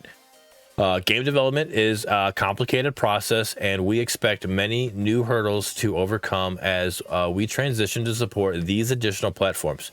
So it's important to us that we bake in a bit of extra breathing room to meet these new challenges. As a reminder, when Predecessor arrives on PlayStation and Xbox, it will also be in paid early access until we officially launch as a free-to-play game on all platforms at a later point in time. Keep your eyes glued to our website and socials for more news coming very soon. Okay, guys. So F6 and I and Windu were talking earlier today about this, and honestly, I feel I don't want to like say like, hey, this I'm not gonna go to Vegas and put money down on it and make a bet on it. But I almost think that console's gonna come out with Season 3 release, like version 11. Like console's coming with it. I don't think so. I think because you're negative. We understand that.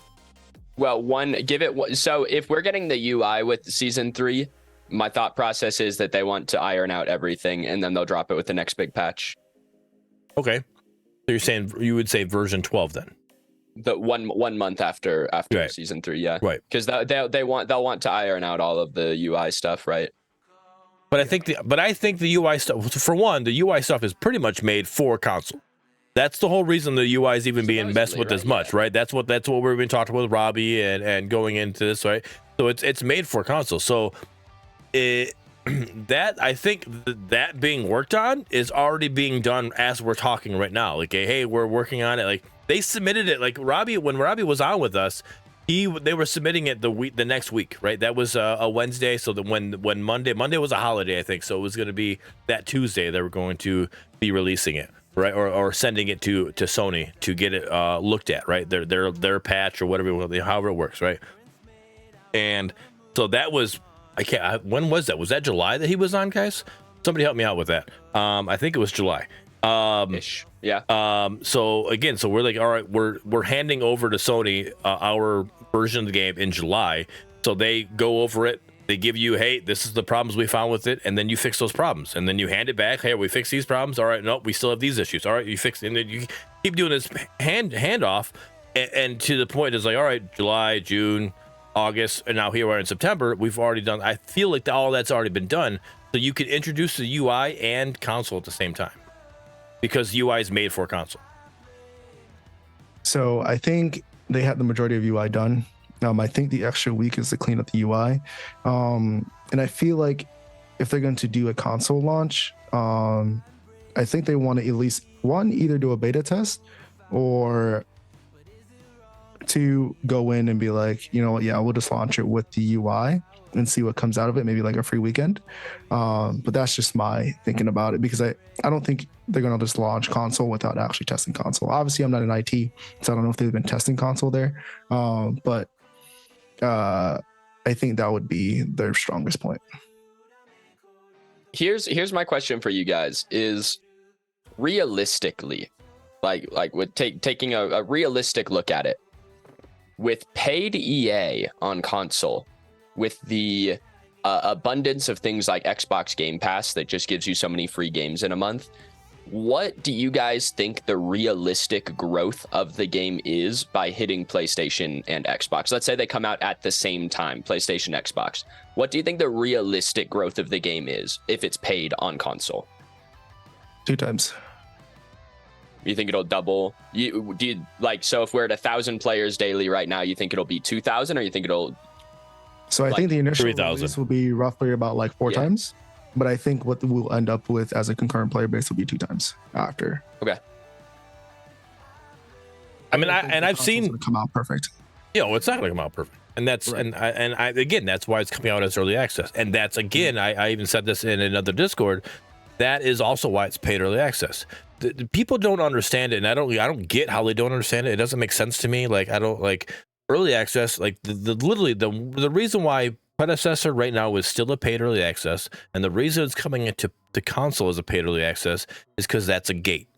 We want to hold people out that are going to just be all willy-nilly and pissy with the first impression, because people today's day and age, they don't understand what early access is. They think that early access is a full release game, right? And games like Fortnite ruined the early access. With a AAA company ruined the early access tab because they went early access for 2 full years when they were completely full release just to benefit from it. But you have indie dev companies that are truly doing early access games and trying to benefit from it. But nope, it's a full release game. It's out. I'm able to play it. It's full release. No, that's not how this works. So the gate, that's if we literally went full release. If we really want free to play with everything, there would be a huge influx of gamers in here right now, and they would be dealing with this. The game. What's that one bug right now that Exclusive's dealing with? Loading screen bug. Yeah, the loading screen. You load in, and you're sitting there for 23 minutes. Is that what we want the console players to really come into? Is that what we want all these people to come into? Like, there's bugs like this that are happening. We don't want that. We don't want that to be their first impression. So we put a money on it, like, hey, you got to pay to get into this. Just so you know, it's more of like a, hey, just so if you want to get into this early access, you got to pay. All right, because we want you to understand that you're not just downloading a game. It's actually you actually got to, that's the whole point of it. People don't understand that. I don't get it. I don't. And the people again, you said Gen Zers, right? It's even people that I know that are older than that. Like, they have a Gen Z mindset or something. I don't get it. That's Why? What is this? Okay, again, my point was not necessarily that the game should launch free on console. It was just like, no, that wasn't towards you. That wasn't towards you. Okay, that was just that was going on from what I've seen other people complain about.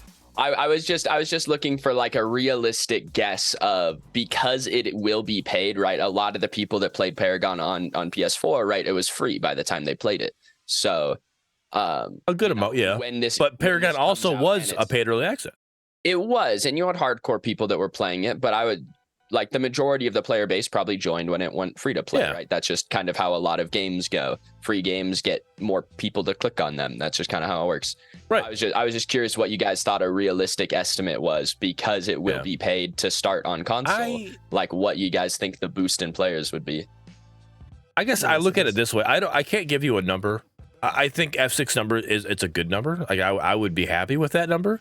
I don't know if that's what we're going to get. That's about where I was at. I was kind of in the same space as F6. That's I mean, that's a good number. I'm okay with that number. I would be completely happy with that number. That number, if that's what we get, awesome.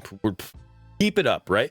I'm looking at this again. We're only 9 months in, right? If we went the whole 2 years that Fault went, maybe it continuing down that same road of what we're doing now, and not fixing some of these issues, we would be at. I remember playing Fault, and we had like 150 daily players. Like it was bad. I remember playing Fault with a lot less than 150 players. It got pretty bad, right? So but I still had fun playing the game in that situation, right? You need more players for database and for data and all that stuff, right? So if we were able to just, again, getting the console players and getting their information, getting their feedback, so we can start making adjustments. The devs can start making adjustments in that situation. All right, hey, we gotta balance, because we're gonna have to balance to both, right? All right, hey, yeah, shooting on a mouse and keyboard is we can do this easily. All right, well, now we got to balance the what is that the aiming thing when it locks on. What is that for controller? Aim assist. Aim assist. We gotta that's got to be balanced. Again, we can do a little bit when it comes to people playing a PC controller, but like we literally got to see how it works on console and stuff with it. We got to get all that information. All that stuff's got to be done, and we can't. We need the early access to figure all that stuff out so we can get everything where we want it to be. There's going to be bugs so you have the patch that goes to PC and that goes to Epic and Steam. Then you have the patch that's going to go to PlayStation and Xbox. Those patches, are they the same? Yes, they are, but they're going to be treated differently, right? Sony's going to take it and it's like, all right, yep, and then it's going to be uploaded and something's going to happen with an upload, and PlayStation Street players are going to have this crazy bug that they're dealing with, and it's only going to be on PlayStation they're dealing with it, and the devs got to figure out how they're going to figure out what that bug is, isolate that bug and fix it, and push a patch out to them that fixes their bug, because Xbox and PC aren't dealing with it. Or vice versa. Xbox is dealing with a bug and PlayStation's not. That's going to happen, and we need early access for the devs to get an understanding of how this works and figure it out and work on it. And then once they get all that figured out, then we can go the free to play, and then we can bring in the masses and we can all have fun together. That's, to me, that's how it works. That's the glass half full. That's the positive side looking at it. And I don't understand how people get like, nope, it's trash. Yeah. Like, I don't get it. Yeah, no, I definitely think that. I mean, I just have a question though for Steggs. From a community manager standpoint, like, what does that console release like means to you as like a community manager? Like, how does that change your day to day, or like how you're trying to effectively manage the community? I guess. Like, what does that look like for you? It's a good question.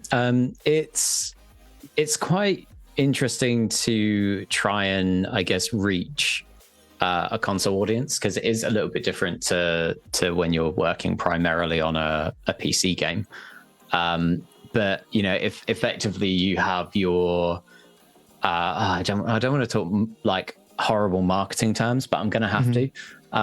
So you have your kind of player funnel, if you like. I like to call it a player journey because it sounds nicer. Where they effectively go from being a casual player to they play the game a lot, to they're a hardcore player, to they're like, all they play is Pred, and all they think about is Pred. And it's very much like, how do you get a player through that funnel? And it's using your social channels. Like, what are your key channels going to be? Obviously, our main I guess our main kind of hardcore community platform, you could argue, is Discord. It's owned, as in our own Discord. It's owned by us. So the goal at the moment would be to move people into Discord. Now, obviously, Pred has links in the game itself, so you would hopefully naturally start seeing your PlayStation players jumping into the Discord side of things as well. So yeah, it's definitely an interesting one. I think there's a lot of talk at the moment of both a community strategy and marketing strategy for not just early access on PlayStation, but everything kind of beyond. So yeah, it's a really interesting topic. It's not something that I've got a concrete, this is what we're going to be doing, but it's very much what we're talking about at the moment at the studio. Okay, so as long as it's on your radar, right? Absolutely, okay. Absolutely, yeah. All right, without giving out like any, like, obviously you guys have meetings, right? So don't like tell us what you know. I know you can't tell us, right? But like, You could. yeah, go ahead. Fine. Yeah, right, yeah. Yeah, so don't do that. But how does a meeting go with you know the community manager team plus like Omeda, like, and you guys talking about like what's going on, like, hey, these are our plans coming up, like how are the 2 weeks that you've been here, like how has it been? How are those meetings, especially those meetings compared to your other companies that you've been working with? I think everyone at Omeda is very involved with community stuff, but in a good way. You often get it at some studios where, and again, I'm not throwing shade at any of my other studios.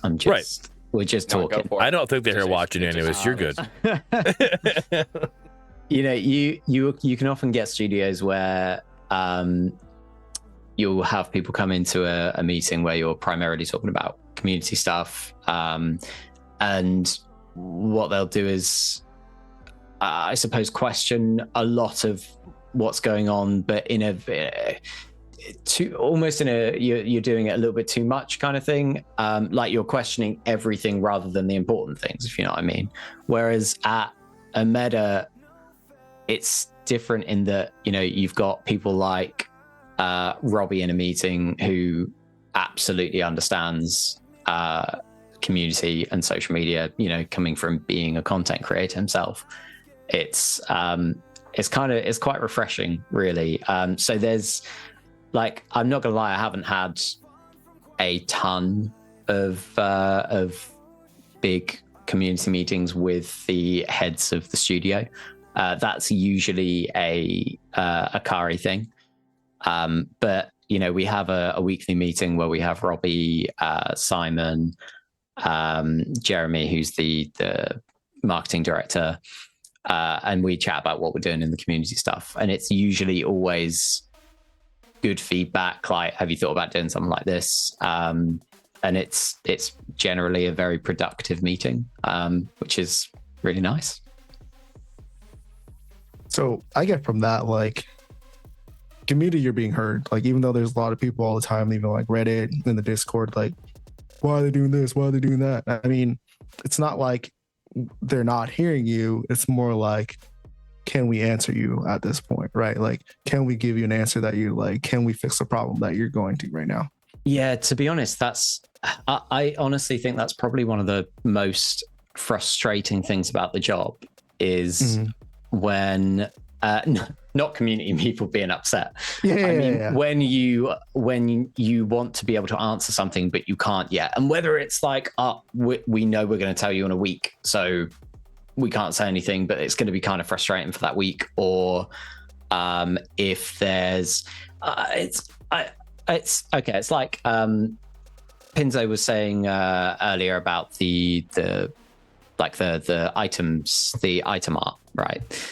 And, you know, one of the first things in my head, again, community manager, not designer, is how high up on the priority list would that be? Like, is it something that has to be done in, say, like season 3 or before PlayStation Early Access, for example? And I don't have an answer to that, but it's one of those things that I would look at, and, you know, I'd have a conversation with a dev and they might be like, yeah, it's really, really low down on the priority list. And then you, as the community manager, need to go back and think of, a way to word it in a way that doesn't say it's not being prioritized, if you know what I mean. And that isn't the case for your item art, by the way. I was just taking an example that I No, you're good. You're good. off my head. Example, people. No. It's an example. Yeah, you know. Right, but even then, like in that situation, I'm going to argue against that. I know you said that's not the case, but like my argument for that is like some of these things, and because even chat, when Stranger says it's bottom of the priority list for sure. I wouldn't say it's bottom, but it definitely is below some of these things, right? But like introducing ranked mode, right? What does the art team do in ranked mode? I wouldn't say much, right? What does the art team do with a player onboarding tutorial? I wouldn't say much, right? So the art team is the one that's doing these, right? And the art team is doing a great job with these wallpapers. The art team's doing things, obviously, with these new heroes and stuff like that, and creating. And then it goes over in this predecessor report. They're doing these. What is it? The word. Can't think of it. Blog post? Concepts. No, concepts. Thank you. They're doing these concepts, right? That's what these art teams doing, right? And yes, I know they're working, but as they're working, like, okay, all right, well, right now we're, Omeda's focusing on ranked mode. I'm gonna sit here. I'm gonna doodle up my own, resolution. And here's I'm all right. I got resolutions done. Next, I'm gonna determine this. All right, and now I got to go back to concept. All right, and in between work, you could be sitting here and making up certain things, and I'm not saying it's that quick and that fast or whatever, but you can multitask. I've Yeah. It can happen. Sorry, it's I guess you got to remember everything is very much a process, right? So you wouldn't have somebody at a studio that's while they're, I don't know, doing their concept art for a new character or something, you wouldn't have them, I guess, in any kind of downtime go like, I'm just going to doodle and I mean, they might doodle an item, but things have to go through production so that everyone knows what's going on and everything is organized in the best way possible, kind of thing. So I understand what you're saying, but yeah, it's got more people involved than it usually seems from the outside, right, if you know what I mean. Yeah. Again, and this is just me as an outsider looking in. Like, this is how I envision things, how things would work. Again, I know because I use it. I use that same argument against the community sometimes because they just feel like if Omeda's working on something, they feel like everybody in Omeda, all 100 plus employees, are working on this one thing. Well, everybody's working on UI. No, that's not true. Not everybody's working on UI. All right, so there's teams that are split up. Like, you have your skin team that makes skins. You got your team that's doing code. We know Smokey's not making skins, right? He came on and he talked to us and he let us know what he does. He doesn't make skins. We know he's not working on it, right? So that's what it is. Like, we understand that. So I use the argument on the other side, but that also works in the situations because we know that they're not working on certain things, that they can work on others. So I know that the art team is tied up with the UI. That makes sense to me. So once the UI is finished, I could definitely see some of these item arts can be changed, because that's one thing that Fall did, is it kind of did it in waves. Here you go. Here's 5 new items that are here's their new item art. It doesn't have to be the whole store is just now all brand new. Bring it in a wave. And I think that's actually probably a good idea. Bring it in waves. Let us get used to these new items at first and understand what's going on, and then go from there. But we'll see. Yeah. But I do understand that point of being the community manager, and you're not the person involved in the yes or no's, right? But then you have to be the person that answers the yes or no's, and it's you're the buffer, guys. Please don't shoot me. I'm just a messenger kind of thing. Right? You do get used to it, to be fair. Yeah. You do get used to it. Yeah, it's fine because there are so many other cool parts about the job that it's like I'm sure we have this. My brain's starting to melt, by the way. So you're good. It's late for you. I understand. We did have this conversation about No, it's gone. It's gone. It's completely It's gone. All right. Well, while you're Told you thinking my of brain when you're thinking of that, that's fine. If you're able to think about it, that's fine. I'm going to say the community manager though is if we're looking at it as a MOBA aspect, the community manager is the support.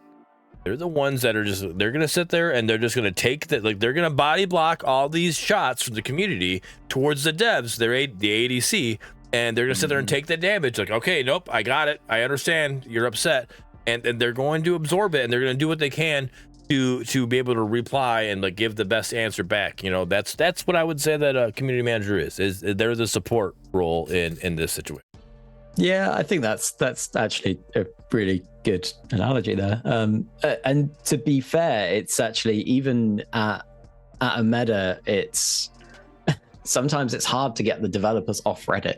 You know, they love just browsing it, like browsing the subreddit and just replying and taking people's feedback straight away. You'll often be like, "Oh, have you seen this?" And they're like, "Yeah, I already know everything about it. You can't tell me anymore."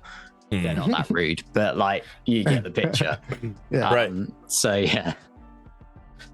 All right. So this is a very small pet peeve since we're on this topic. This is my own small pet peeve. Oh no. And I love Kari. Kari is great, and she does these great things with the community in the Discord. But I don't know if it was her idea, but in the Discord they have Gen Chat, and then they have Predecessor Chat.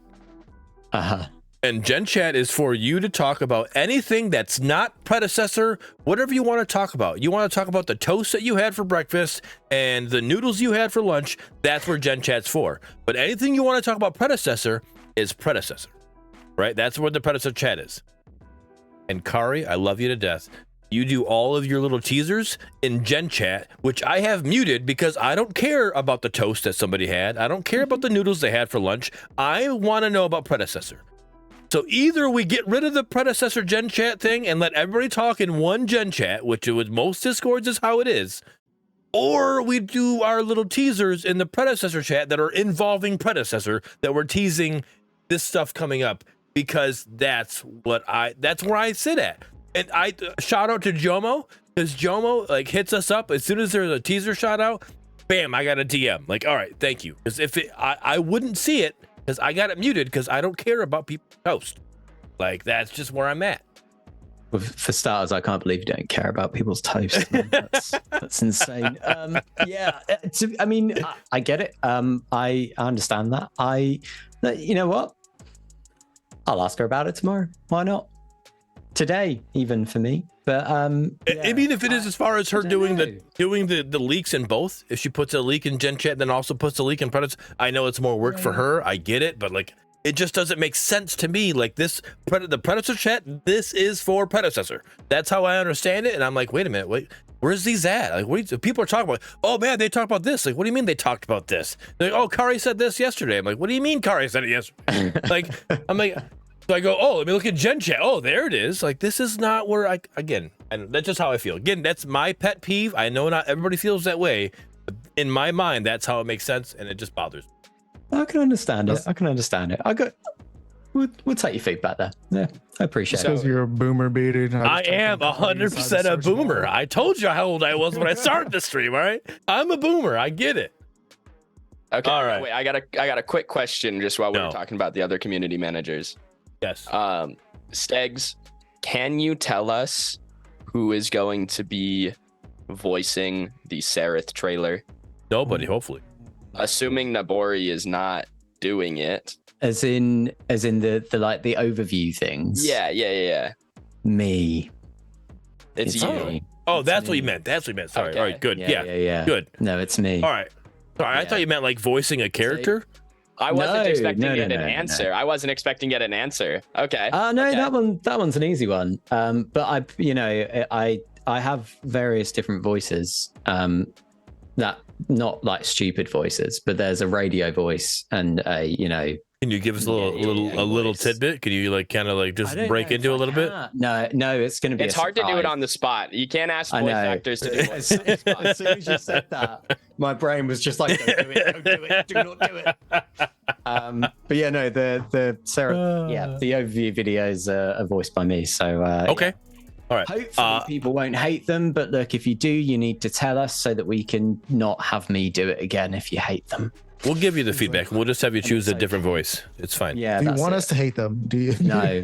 Oh, No, okay. I really like doing them. They're great fun. Okay. So And we'll love them as a community. Steggs, I already enjoy you as a community manager from what I've seen you do already, and then also having you on here. So I'm gonna same thing I told Kari on the last podcast or a couple podcasts ago when we found out Nabori did the voice and now he's gone. We've had Tiger Stripes do the voiceover of the announcer, and we've had Nabori do the voice of Xeris, and they're both gone. They're no longer community managers. They're no longer with us. So community managers are not allowed to do any voices in the game at all because we don't want to lose you guys. All right. So we still need to get Zuzu on here because we don't have Zuzu on here yet. We haven't met her. I believe it's her. I could be wrong. If I am, I'm sorry. But we need to get Zuzu on here and introduce. We also need to get Kari on here. But again, the amount of work you guys have done already, I don't want to lose you. You're doing great work. So no voiceovers in the game. It's not allowed. Voiceovers. No, Yep. you got it. We're 2 for 2. We're already gone 2 for 2. I already know what batting 1,000 is, and I don't want to. Nope, we're not going that way. I appreciate it. No, we're good. We're good. No voiceovers in game. All right. I'm sorry if you want to be in the game. We can't do it. We can't afford it. Not happening. No. I'm good. I'm good. All right. Season 3 name reveal. Harness the Storm. Okay. And in this picture, let me go over to this for you guys. I think button. So in this picture, there's some relics. I'm hoping that somewhere in the line of Predecessor, when we get further down the line, that there's going to be some lore that we're going to be able to understand what this is saying right here. And maybe we'll get something before the lore is actually written out. Maybe we'll understand that. We'll come to find out this is actually the new character's name in relic written in these relics. But I'm excited to see what this means because it's obviously something. You don't put it there if it's nothing, right? You're not just gonna do a line, line. You know that's not gonna happen. So it means something. Clouds in the background. Do they not show it? I'm messing. I'm looking. I mean, I do see. There's this picture of myself. I'm like, there's this like, yeah, there's like, all right, I can click. I'm in Control Plus, right? I'm a boomer, right? There we go. So there is this like circle gold thing going on right here. Like, I don't know what this means. I'm pretty sure that's There's like a little bit of a stars. face in there. I can see a face. Get out. You can see it. Look, like there's 2 eyes. Right here. Oh my goodness. I'm not gonna lie. When I first saw this, I genuinely thought that there was a teaser in the clouds, and I thought I could see a face as well. But I'm doubting myself, and There is. I No, don't. there's a face in there. Are you sure? It I'm doesn't sure. look like a face I recognize, and It's I like know a what guy. this He's season's going all like about. Oh my gosh, that's Iggy. It's in there. That's Iggy. Yeah, okay. If it's Iggy, I'm shutting this game off. No, look at Iggy. this big dome head, and then he's got his goggles. That's what He's got I'm his goggles saying. on right here. He's got his hands because he's throwing his hands up. Dude, that's All I'm gonna Iggy. say to that is every time That's the Iggy. season picture comes out, it has to do with the original hero. 100%, you're right. With that. Right. But I'm pretty sure it has to do something with like the stars and space and lightning. So I'm thinking the original hero is going to be Wang? one stormy boy. I don't think that's not original hero. But I'm really excited to see the original hero just based off of that picture because I'm excited because there's a lot of things in there that can just throw something like a wrench inside of like the hero pool right now. So Nope, I agree. This is really Wow, hard for okay. me. Yeah. I know it's hard. Do you guys want to read Just chat like- real quick? You guys wanna read chat real quick? I won't ruin the surprise for you guys. What do we got? What do You we guys want to got? read chat real quick? I need you to show me where I need to start reading at. RGS Ace. Message Zephyr. in chat. Oh, that's not RGS Ace. That's not. That's that. RGS. I've already confirmed with RGS Ace. He doesn't have a kick account, so that person's a fake person. That's so- not him. That is not him. not him. They are I've just already debating. confirmed it. Yeah, that's just a debater. So when Ace first got on here, he announced that he didn't have a kick account, and then like within like a minute and a half, all of a sudden there's an RGS Ace in chat. Like somebody made an account that quick with that name. It happens. Yep, it's all good. But yep, that person. Yeah, I always make the announcement when this person shows up. They try to be Ace. It's not Ace. I've already confirmed it. So, yep, it's not them. What if your name is Zephyr? Code name. All right. Wouldn't be the code name. Right. I mean, and that possibly could be the code name. I've already seen data miners. I mean, Lizard was announced early on because of data miners found it and stuff like that. Same with Huntress. Huntress was announced early on because of data miners. So it may possibly, but who knows? All right. So season 3 and version 11 are both now coming out on September 12th and not September 5th. Yep. But why? Honestly, we want a healthy work environment for the team where work isn't rushed and no one needs to crunch. Rush content also isn't fun for our players as it can lead to more bugs slipping through the net that will slow us down later on. We have a lot we want to deliver right at the start of season 3, and the extra week will make all the difference in making sure that we start things off with a bang. So let's talk a little more about what we'll be using the extra week to deliver. Again, start that off with a bang. This is where I literally think the extra week is to make sure that UI is correct and we're good to go. And then bam, we got UI and console. That's literally where I'm thinking. Again, I'm not going to bet money on it, but that's where I'm at. All right. New UI hype. Last month, we went into a good amount of detail discussing the new user interface, showing off some early development screenshots and discussing why it was such a big deal for us to prioritize. A month later, and we were practically there. The finish line is at last in sight. The long-anticipated new UI will be the first feature added to Predecessor in Early Access Season 3, currently slated for September 12, 2023. After many months of work, this new UI has been a labor of love, and its release represents a significant milestone in Predecessor development. We hope you enjoy Predecessor's slick new look, and thank you as always for a patience and support. Again, so it says a month later, we're practically there. So a long anticipated new UI feature Predecessor Early Access Season. All right. It says here that it represents a significant milestone in Predecessor development. And it also said that it was... Sorry, I lost my train of thought here again. My brain's going Steggs style here. Last month we went in for a good amount of detail discussing new user interface, showing off some early screenshots and discussing why it was such a big deal for us priorities. A month later, we were practically there. The finish line is last in sight. Where did I lose? Anyways, it was a combination with the fact that being a milestone, and it. So it's a milestone, but it's also a big part of what's going on. I don't think console is a season 3 perk or whatever. I don't see it as it being that. I think console's like actually part of the game, like it being PC, per se. Like I think UI, ranked mode, tutorial, I think that is all things that are helping the game itself. I think console is just expanding the platforms that are on. Like I think that's different, right? So I think the milestone, the significant milestone, is the fact that we got UI is going to give us console. That's again why another thing. When I read this, I feel like we're getting console September 12th. What are your guys' thoughts? Don't know.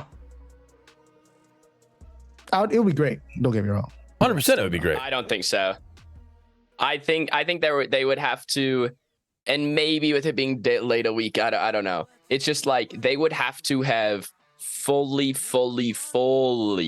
tested the UI on console already to be confident that they could put it out right away. Like I think they're gonna give it to us, the UI to us on PC. Give it a month, iron out everything that needs ironed out, and then they'll drop it. Then they'll drop the console. But who's to say they haven't tested on console yet? Well, and that's my point. Obviously, I'm not in testing. I don't know, right? But right. they'd have to have extensively tested already, and I'm not I'm not sold that they would be confident on it going straight to console without testing it on PC first. No, and I agree with that statement, but I feel again if they're handing over their what was it called? I can't think what it's called, but when they hand over the hey, here's our game to Sony in early July is what Windu said in chat, right? He confirmed it was early July. Like there's a lot of time to test there. From early July, you have all of so June, July, so August. So yeah, June, July, and August. Like that's a good 2 months of testing.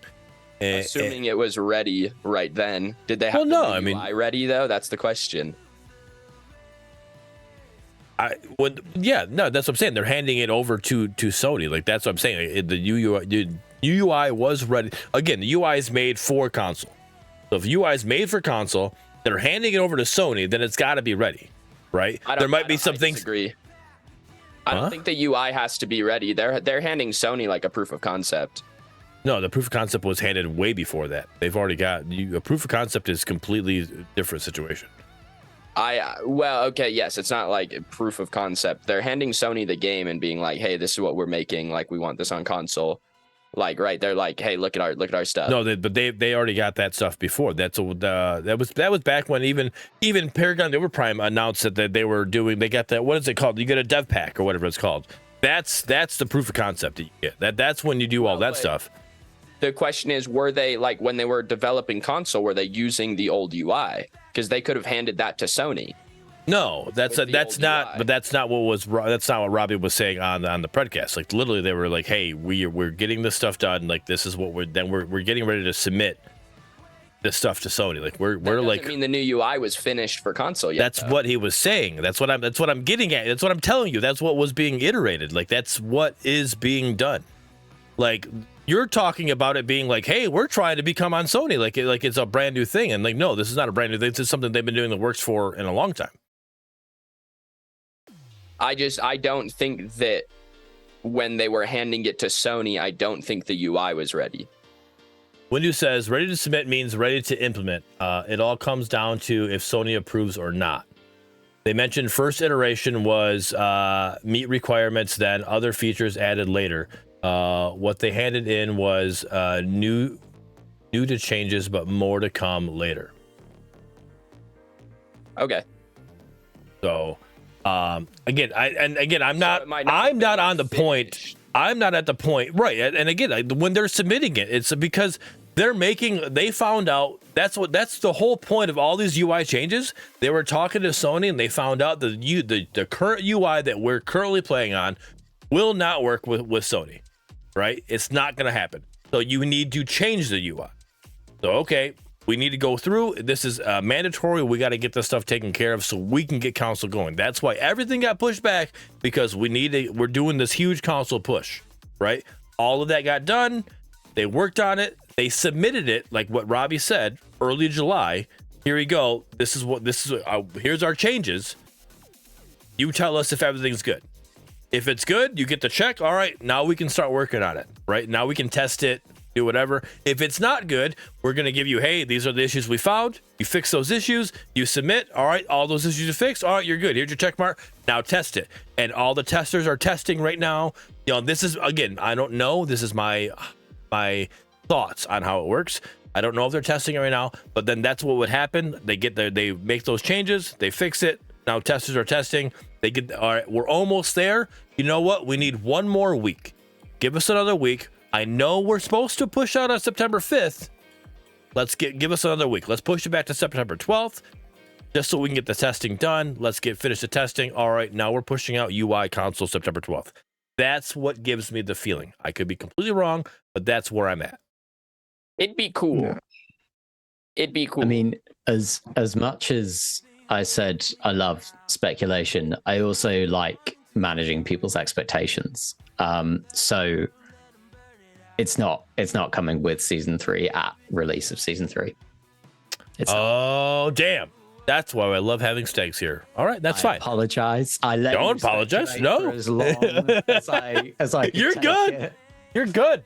But I did really good convincing Pinzo that it might actually come. He's like, he's like, well, he's like, you know what? I was here going, when shall I shut this down, man? Like, Shut it down, Steggs. shall I keep it going for a little bit? But because the thing is, for me, it's quite interesting to see what you're taking from blogs and putting together.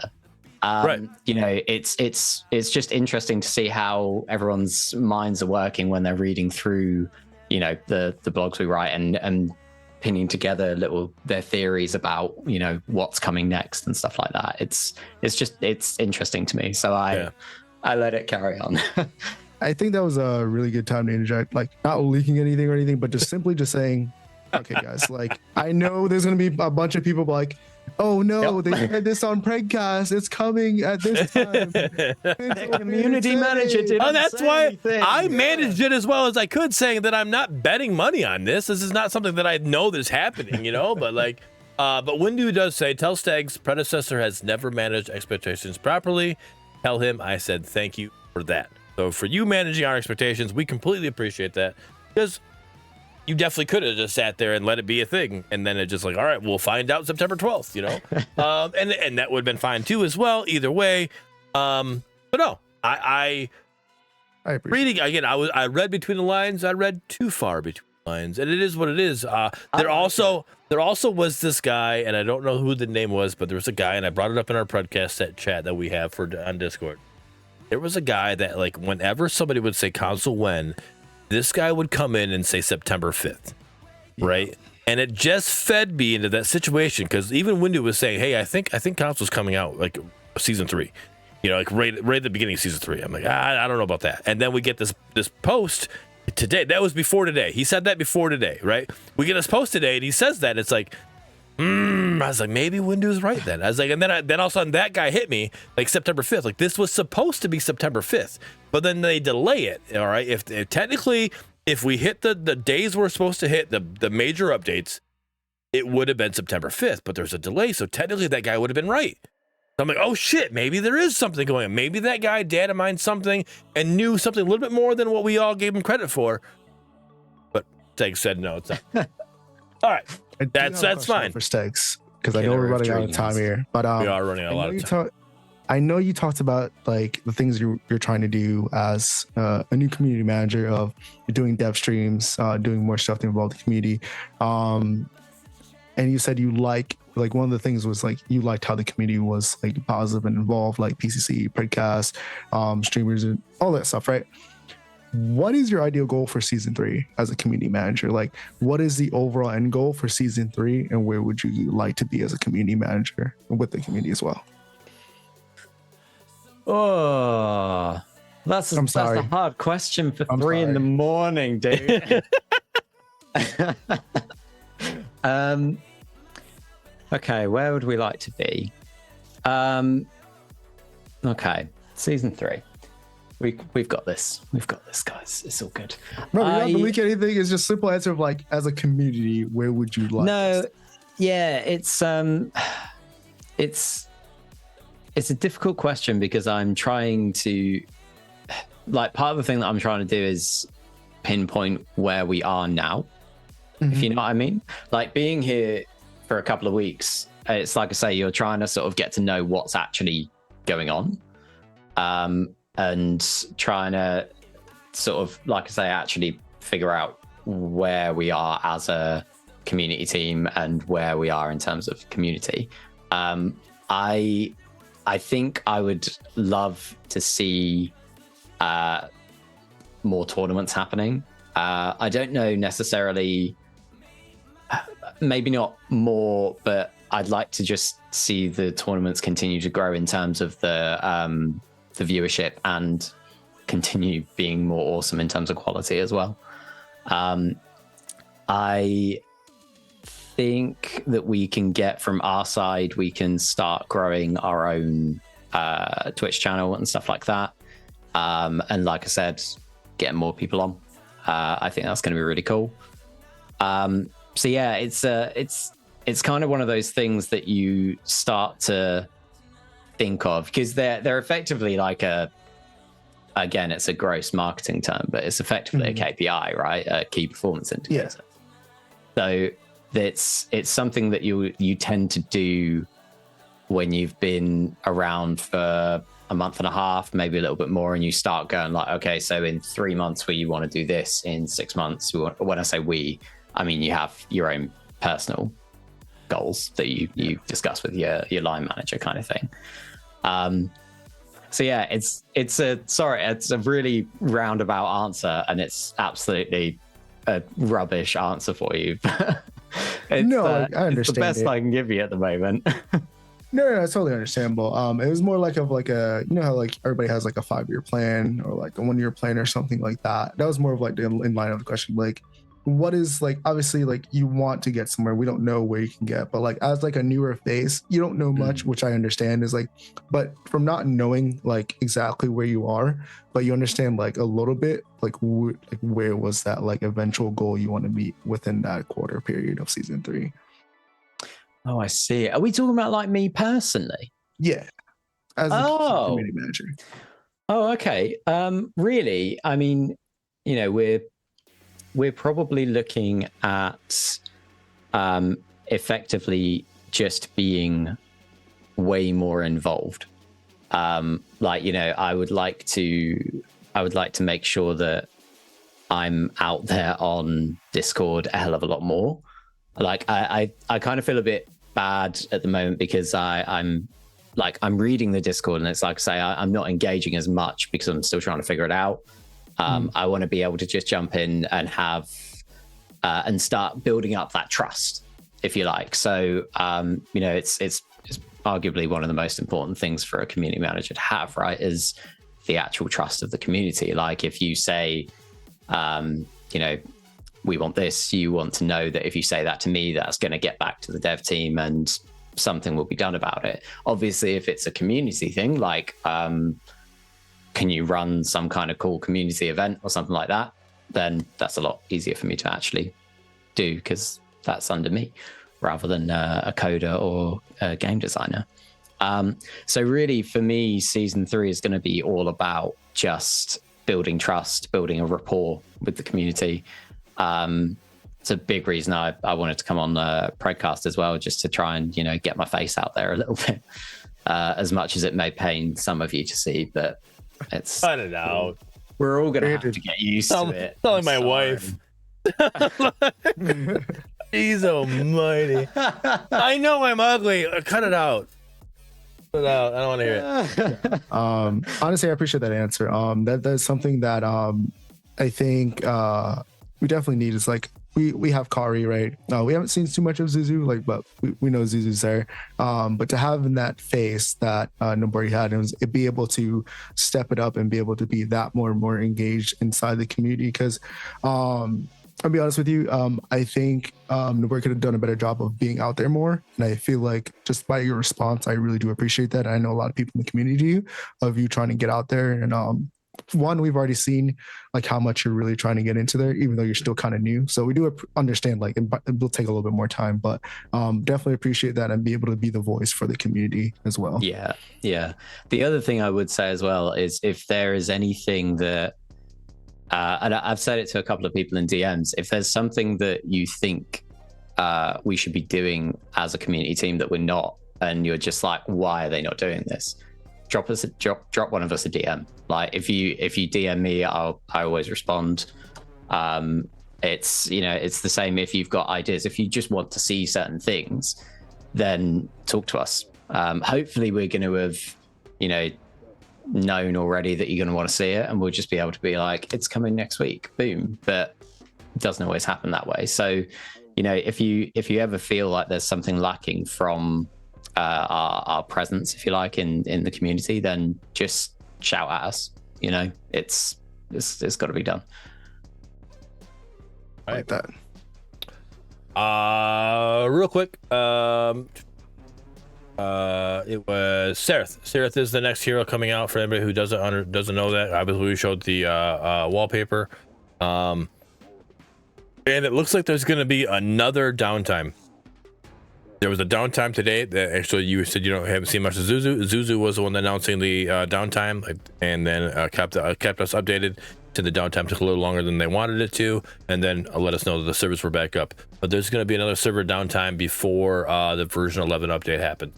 So September 12th, sometime that's going to happen. The servers are going to go down. So just heads up for that for them in the community. But we are obviously way over our 2-hour limit that we try to put ourselves to. So let's try to end this here, and let's go with the outros here, and let people know where they can find you, what's going on, what's happening there. But let's go the same order that we introduce ourselves. Mine is Jollster, because Jollster's not able to be here because of power outage thanks to the hurricane. Everybody blame the hurricane in Florida. All right, let's just find their Twitter and just spam them. Get mad at that hurricane. All right. But so let's go. Steggs, Pinzo, F6, myself, and a little shout out to the community, a little shout out to the dev team. Whatever you want to do, go from there. Sounds good. Yeah, thank you so much for having me. It's been really cool. I was genuinely slightly terrified about doing this. But it was great. It was really nice to hear your thoughts and speculations. And I hope everybody at home enjoyed. You can follow me on Twitter if you like. I mainly just repost Predecessor stuff. You probably better just add me as a friend on Discord. It's just Omeda Steggs. And yeah, I'm all good. Hopefully I'll be back again one day soon. Oh, you will. You will. Yeah, we will. You're gonna reach out to me and said, "Hey, we need to talk," because I see the community's blowing up about whatever this new hero and what the issues, we're gonna talk. So, yep, it's gonna happen. And I 100% appreciate you coming out here. I know it's late for you. You're out here late. You're hanging out for the whole episode. You're just chilling, relaxing. I appreciate it. I know the brain's killing you this late at night. Coffee can only do so much. So again, thanks a lot for coming and hanging out. You're already loved in chat. The chat's already seeing what you're doing and what's going on, and they're loving you. So great. Thanks everyone. All right. I'm Pinzo, again, Twitch streamer, YouTuber, etc. At Pinzo on everything. Stream daily 1 p.m. Eastern. You guys can catch me there. Otherwise, you guys can catch me on Predcast. PCC coming up. Make sure to watch it. That's about it. All right. And you're the first match streamed. What time does that start again? On the 2nd? I think we start at 11:30 Eastern. All right. There we go. F6? Hey, what's up, guys? F6 here. Watch me. Everything's F6. So on Twitter, on Twitch and Kick, and on YouTube. And you catch me on PC as well, going over Pinzo's gameplay. Be voicing it for you. We'll start the stream at 11. First game's at 11:30. So you guys can be over there at PCC on Twitch. It's going to be a great time. I hope you guys are there. I just want to shout out the community as well. And thank you for Steggs for coming out. We've talked a lot, especially as a community, just seeing your face and how you've interacted within the first 2.5 weeks. We loved it. You, Kari, and Zuzu are doing great. Keep it up. And other than that, that's me. All right. This is a great episode. It was great information. Good to speculate once in a while. I know F6 is against that apparently, but we'll break that. We'll break him in, guys. It'll happen. We'll get him to speculate once in a while here too. And it was great having Steggs on. Giving us information, letting us know what he plans on doing, giving us the information that we're not getting console on the instant release of season 3, but it's coming eventually early on in season 3. So that's still good news. But excited to see what's going on with that. But as for myself, normally I stream Monday, Tuesday, Wednesday, Thursday. But this week we're adjusting it because my nephew has his football game on Thursday. So I'm not going to stream tomorrow. I'm going to be streaming on Friday, and we might be doing some of the Windu. I haven't really confirmed with him yet, but we might be playing some co-op game that's not related to this podcast. But so check us out there. Check Windu out on his YouTube channel. That's where he does most of his streaming. I'll do his shout out for him here. So check him out at Windu the Mace. He's got a YouTube channel for gaming. He's got a YouTube channel for cars, and he's got a YouTube channel for Star Wars. So mainly the gaming ones are mostly posted on, but he still got some stuff going on there. And if you do a lot of research, you'll see that he's got a YouTube channel for music as well. So because he's an audio guy, so do some digging, find him, give him some subscriptions on YouTube, show him some love, give him some likes and some comments. And for everybody watching this on the YouTube version, don't forget to like, comment, and subscribe for more of the Predcast that we have going on here. And leave GG at the bottom of the chat to let us know you made it this far. We appreciate all of you hanging out here live on Kick or watching even here on YouTube. But you can check me out on either Twitter, T_B_Wolverine, or the Bearded Wolverine on Kick. Appreciate all of you, and we'll see you on the next one. Peace. Bye.